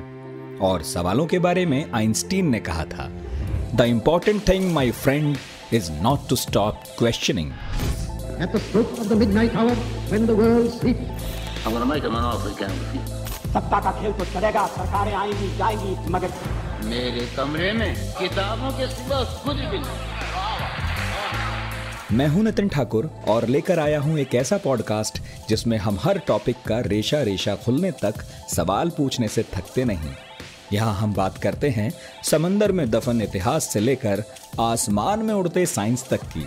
तो हर गुरुवार मेरी दुकान पर मिलेगा 4 किताबों के बराबर ज्ञान। आज तक रेडियो पर पढ़ाकू नितिन में, हमारी वेबसाइट के अलावा एप्पल पॉडकास्ट, गूगल पॉडकास्ट और स्पॉटिफाई पर भी। तो 3 ताल के 69वें एपिसोड का ये आखिरी हिस्सा है। ताऊ बाबा और सरदार के साथ हैं आप। और अब पिछले एपिसोड्स पर जो रिएक्शंस आए और जो चिट्ठियां आई, उनको मैं एक एक करके पढ़ता हूँ। हिरेन भोजानी उन्होंने लिखा है, क्विक रिस्पॉन्स ऐसा करके लिखा है। कितना अच्छा होता अगर प्रसार भारती और आकाशवाणी पर प्रसारण होता इस पॉडकास्ट का, और भारत का सामान्य मानवी जो इंटरनेट से वंचित है दूर दराज में, वो भी आप तीनों को सुन पाता। यही अंतर है कॉर्पोरेट और सरकारी चीज में। घनी बातों पर सहमति है, जैसे जवाबदेही। ये जो हमने गवर्नमेंट जॉब्स वाली बात की थी उस पर कह रहे हैं। घनी बातों पर सहमति है, जैसे जवाबदेही, सिक्योरिटी, और कुछ एक मूल धारणा पर मतभेद भी हैं, जैसे कि वैवाहिक संबंध, दहेज और भ्रष्टाचार। विस्तार में पूरा सुनने के बाद लिखूंगा, अभी सुनना चालू है। जय हो। के करके एक हमारे 3 तालियां, उनका पूरा नाम नहीं पता, उन्होंने सिर्फ के लिखा है। उन्होंने एक पंक्ति लिखी, मुझे बड़ी मजेदार लगी। मुझे लगा इसको तो अपन सुनाएंगे। 3 ताल सुनने के बाद इन्होंने सिर्फ इतना लिखा, अब सरकारी नौकरी से रिटायर 3 तालिये चचा लोग तांडव करेंगे। अच्छा, सतविंदर जी ने पंजाब से फिर से चिट्ठी भेजी। इन्होंने कहा है कि 1 मिनट 7 सेकंड पे कुलदीप जी कुछ बोलने वाले थे रोड पे पानी मारने वालों के बारे में, लेकिन बाबा के बोलने के बाद दबा गए, ऐसा किस किस को लगा। इन्होंने आगे लिखा है, इस वाले एपिसोड में तो हमने कुलदीप को 2-3 बार पानी मारने से रोका है। इन्होंने आगे लिखा है, जमीन पर और समंदर में दोनों जगह सरकारी वाले हैं, इधर भी अलग रुआब है इनके। किसी ने सरकारी में आने को कहा तो अपना जवाब था कि जब रिलैक्स होने का मन होगा तो आ जाए। ये वन वे है, एक बार सरकारी में चले गए फिर प्राइवेट में ना आ पाएंगे। फर्स्ट हैंड एक्सपीरियंस था इसलिए बोल दिया, एक्सेप्शन हर जगह है। कुछ दोस्त सरकारी वाले भी बहुत मेहनती हैं। अनूप कुमार की चिट्ठी आई है बनारस से, और एक अरसे के बाद इन्होंने लिखी है। उन्होंने लिखा है कि 3 ताल की प्रस्तोता त्रयी को मेरी ढेर सारी मोहब्बत पहुंचे, 68वां अंक भी सुनने का काम किया, उतनी ही तन्मयता से जितना कि पिछला 67वां। कुलदीप भैया ने जिस तरह ड़ अक्षर के साथ बढ़ती जा रही उदासीनता की तरफ ध्यान दिलाया, क्या कहने। और उसके बाद आई ताऊ की कविता। आहा, आप कितनी उम्दा कविता लिखते हैं ताऊ, वो भी छंद मुक्त। पिछले 7 वर्षों से सरकारी सेवा में हूँ। शुरुआती 4 वर्ष बनारस के बगल में स्थित चंदौली जनपद में अध्यापन कार्य किया। और मजे की बात यह है कि जिस विद्यालय से मैंने अध्यापन कार्य शुरू किया, वहां से आदरणीय नामवर सिंह जी और काशी बाबा ने अपनी प्रारंभिक शिक्षा ग्रहण की थी। इसलिए आज भी जब काशीनाथ जी से मिलने उनके घर जाता हूँ तो वो मुझे आप तो मेरी गुरु परंपरा से हैं कहकर शर्मिंदा कर देते हैं। लगे हाथ ये भी बता देता हूँ कि काशी बाबा की किताब काशी का 80 मुझे राग दरबारी के स्तर की किताब लगती है। कितना दर्शन है इसमें, कमाल। हर साल इसे एक बार जरूर पढ़ता हूँ। सरकारी नौकरी के बारे में आप तीनों की टिप्पणियों से मैं बेहद इत्तेफाक रखता हूँ। बाबा द्वारा अध्यापकों पर की गई टिप्पणी भी एकदम सटीक है। आज के अध्यापकों में पहले जैसे अध्यापकों से लगन का मिलना मुश्किल हो गया है। नित्य कर्म निवृत्ति वाली चर्चा भी बड़ी मजेदार लगी। पूरी उम्मीद थी कि बाबा इसमें बनारस में होने वाले दिव्य निपटान का जिक्र भी करेंगे, किंतु ऐसा हुआ नहीं। पिछले दिनों मैंने इसी विषय पर आधारित सोपान जोशी की किताब जल थल मल पढ़ी थी। यह मल के पर्यावरण हितैषी निस्तारण की बड़ी अद्भुत व्याख्या करती है और ये बड़ी अच्छी किताब है, वाकई मैंने भी पढ़ी। इस अंक में फिल्मों और वेब सीरीज के रिकमेंडेशन का आना बड़ा सुखद लगा। ताऊ की ओर से बताई गई मलयालम फिल्म मिन्नल मुरली पहले ही देखी हुई है। हवाई चप्पल पहने सुपर हीरो की कल्पना को मेरा सलाम। अभी बेटर कॉल सॉल का अंतिम सीजन देख रहा हूँ, खत्म करते ही द गुड डॉक्टर शुरू करूंगा। और अंत में इस दुआ के साथ कि आप तीनों और हमारा 3 तालियों का परिवार खिजा के दौर में भी अहदे बहार लेता रहे। जय हो। अनूप कुमार, बनारस। जय हो, जय हो। एक चिट्ठी और मिकी चौधरी की आई है। इन्होंने लिखा है, जय हो। इस साल के शुरुआती माह का हासिल ये रहा मेरा। ये 20 सेकंड बेहद खास रहेगा जीवन भर। सैकड़ों बार इस खास हिस्से को सुना और हजारों बार इस पर यकीन करने की कोशिश की है। बड़ा ही सुखद होता है वो हिस्सा जीवन का जिसमें आप जिनको एडमायर करते हो वो आपकी पीठ थपथपा दें, भले ही कुछ देर के लिए ही सही। पता नहीं ताऊ ने मेरा लिखा हुआ कुछ पढ़ा भी है या नहीं, मेरे ब्लॉग तक पहुंचे भी या नहीं, फिर भी उनकी ये पंक्ति कि लेखक आदमी है वो के सामने फेसबुक पर मिले तमाम लाइक्स और कमेंट जमीन चाटने लग जाते हैं। एकदम ऐसा है भाई मिकी, मैंने कुछ नहीं पढ़ा है आपका लिखा हुआ, पर अपन सुनकर कभी बता सकते हैं। लिफाफा देख के उम्र हो गई है, भांप लेते हैं। हाँ, वो जब आते हैं ना स्पेसेस में जिस तरह से बोलते हैं उससे जाहिर होता है कि वो लिखते हैं। और कुलदीप ने पढ़ा तो हम लोगों ने सुना ना भैया, केहू तो पढ़ीस। जैसे कक्षा में क्या होता था, सतीश को कहा जाता था कि पहला अध्याय दोलन वाला पढ़ के सुनाओ बेटा, बाकी सब बच्चे ध्यान से सुनेंगे।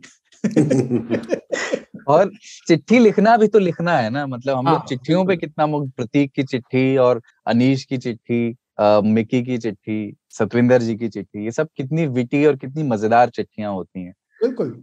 इन्होंने आगे लिखा है कि 3 ताल के इस हिस्से को जब मैंने पहली बार सुना तो खुशी और उत्साह से अवाक रह गया कुछ मिनटों के लिए। दौड़ दौड़ कर अपने रूममेट्स को सुनाया, स्क्रीन रिकॉर्डिंग करके घर पर भेजा, बहनों को सुनाया, दोस्तों को फोन करके अपनी खुशी बांटी। इस 20 सेकंड की रिकॉर्डिंग का स्थान मेरे जीवन में वही है जो किसी लोकल कार्यकर्ता का अपने बड़े नेताजी के साथ संघर्ष करके ली गई सेल्फी का होता है। भाई साहब 3 ताल नाम की पार्टी बन के रहेगी। कुल जवाब बात यह है कि ये साल शुरू बेहतरीन हुआ है मेरे लिए। टीटीपी। हाँ, टीटीपी 3 ताल पार्टी कुछ बनाते हैं। इसका भी एक वो बनाएंगे, कुछ रूल बुक बनाएंगे, इसका एक मैनिफेस्टो रिलीज करेंगे। क्या पार्टी ऑल नाइट। क्या बोलते हैं, अनुशासन पत्र पार्टी का क्या बोलते हैं उसको, रूल बुक जो होती है। Manifesto on constitution. हाँ, कॉन्स्टिट्यूशन ऑफ द पार्टी।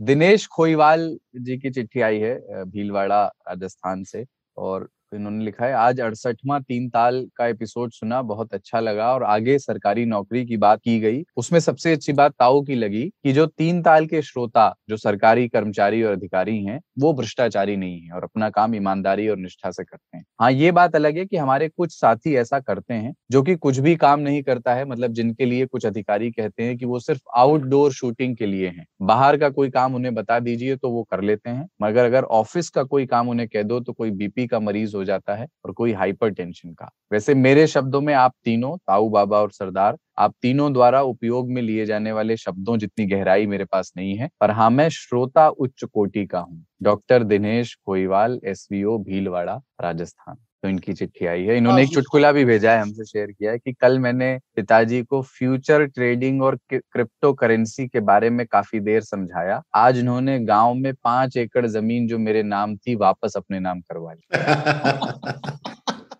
बहुत सही, बहुत सही, सटीक, बहुत सही।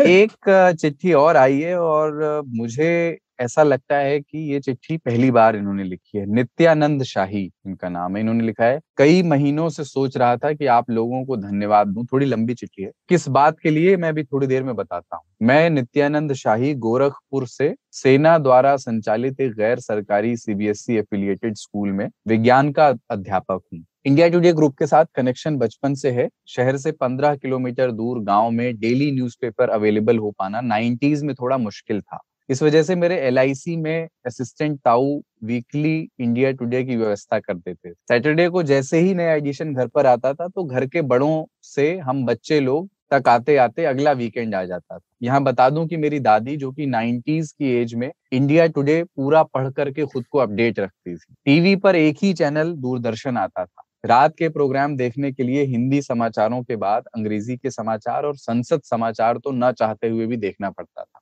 वैसे तो टीवी देखना प्रतिबंधित था। घर के बड़ों से रेडियो पर BBC हिंदी सुनने का चस्का लग गया। नेपाल से FM पर BBC हिंदी साफ सुथरा रिसेप्शन सुनकर मन तो नाच उठा था। मैं सोचता था कि भारत में FM रेडियो से प्राइवेट ब्रॉडकास्टर्स को इसी तरह के 24 घंटे के न्यूज चैनल्स शुरू करने चाहिए। लेकिन रिसर्च के बाद पता चला कि भारत में प्राइवेट ऑपरेटर्स को FM पर न्यूज और करंट अफेयर्स पर चर्चा की मंजूरी नहीं है। ये सुनकर बड़ा दुख हुआ। 2009 के बाद इंटरनेट युग फोन ले लिया तो BBC हिंदी का डिजिटल टेलीकास्ट सुनना शुरू किया।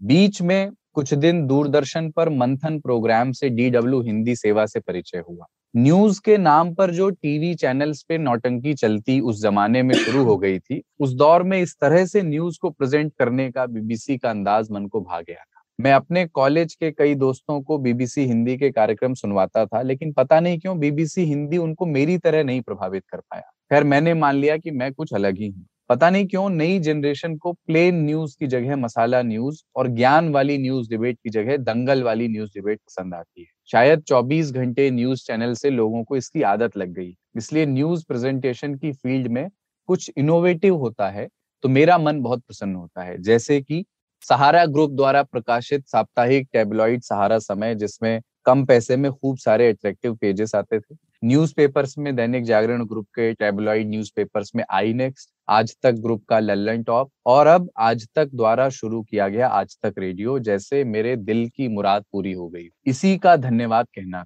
स्पॉटिफाई पर पॉडकास्ट सुनते हुए मेरा परिचय आज तक रेडियो से हुआ। खैर, अभी मैं इसे गूगल पॉडकास्ट पर सुनता हूँ। आज तक रेडियो को भी कई लोगों को मैंने रेकमेंड किया, लेकिन इस बार भी पिछली बार की तरह सभी लोगों में उत्साह नहीं दिखा।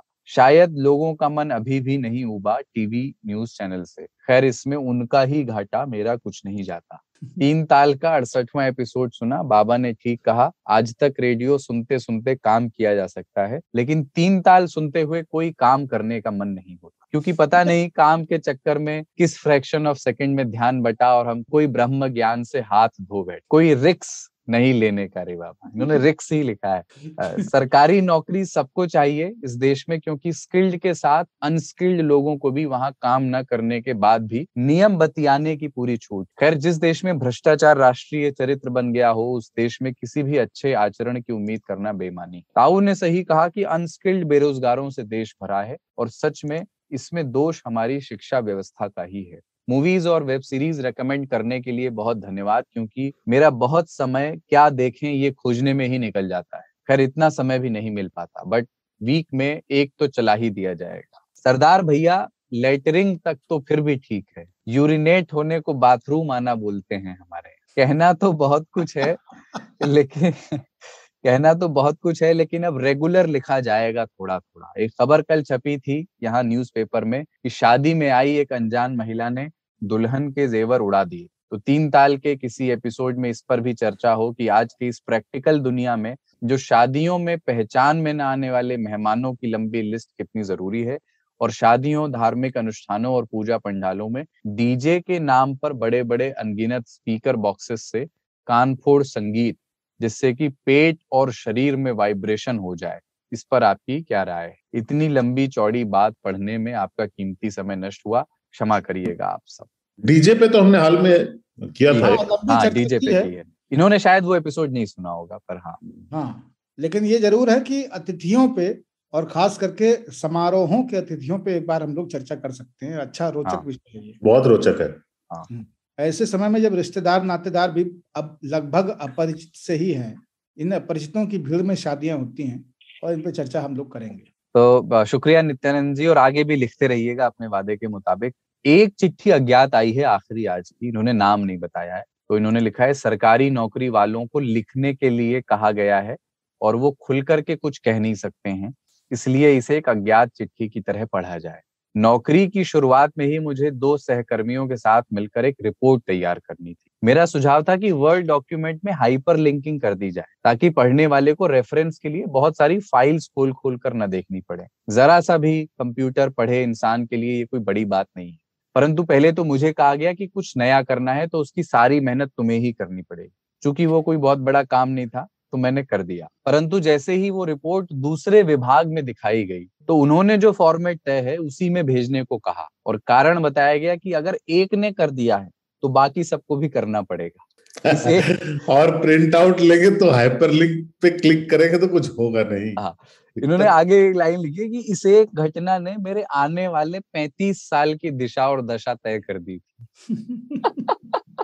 ये वैसे मैं थोड़ा थोड़ा अंदाजा लगा रहा हूँ ये किसने। ईमेल आते हैं, ईमेल के नीचे लिखा होता है कि आपने कितना पेड़ बचा लिया, बहुत अच्छा है, ये वो कॉन्फिडेंशियल है, जो लिखा होता है ना एक डिस्क्लेमर, उसकी ईमेल की प्रिंट आउट लेते हैं लोग। फिर उस पे जवाब लिख देते हैं हाथ से, फिर कोई आदमी टाइप करके फिर उसको ईमेल भेजता है, वो भी वहां प्रिंट आउट लेता है। हम उस जगह पर हैं अभी। अद्भुत।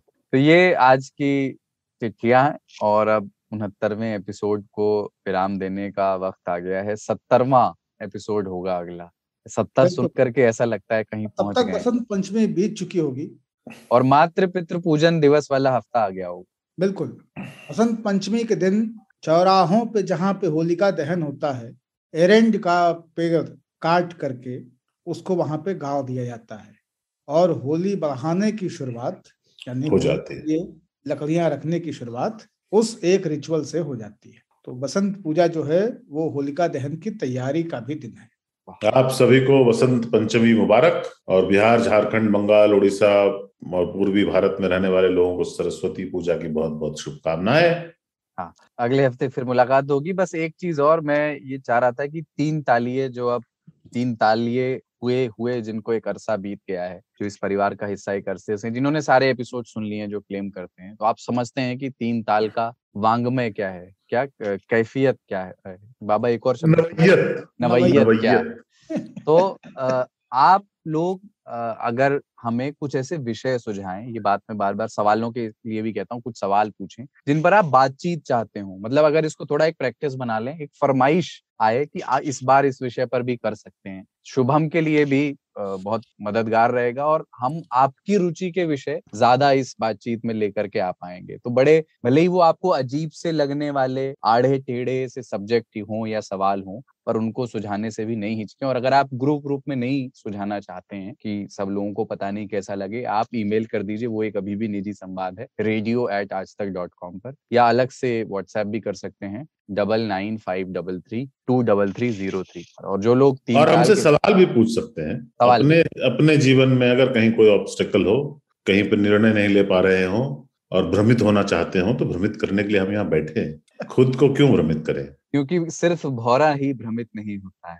हाँ, फागुन में, बसंत में अपने सवाल लिखकर पूछिए, राजनीति के बारे में, गैर राजनीति के बारे में, समाज के बारे में। बाबा से सवाल करें, और इतने सारे बाबा देश में लोगों की समस्याओं का समाधान नहीं कर पा रहे हैं, पर यहाँ पर हम तसल्ली बख्श तरीके से करते हैं, इसकी गारंटी है। हाँ, मतलब बाकी बाबा एक रास्ता दिखाते हैं, हम आपको कई रास्ते दिखा सकते हैं। ऐसे समस्याओं के चौराहे पे खड़ा कर देंगे गुरु, बाग बाग हो जाएंगे।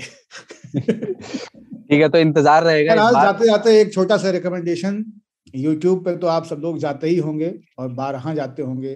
टाइप कीजिएगा यूट्यूब के सर्च वाले बॉक्स में, फूल रही सरसों सकल। हाँ, क्या बात। और उसमें जो सकल बन की हरकतें हैं, सकल बन के साथ जो खेला, अद्भुत है वो। फिर उसको आप सुन डालिए, आपको बहुत मजा आएगा। ठीक है, ये हवा जो चेहरे को छू रही है, यही सच है। आज के लिए इतना ही। बाबा, ताऊ और सरदार की ओर से जय हो, जय हो, जय हो, जय हो, जय हो।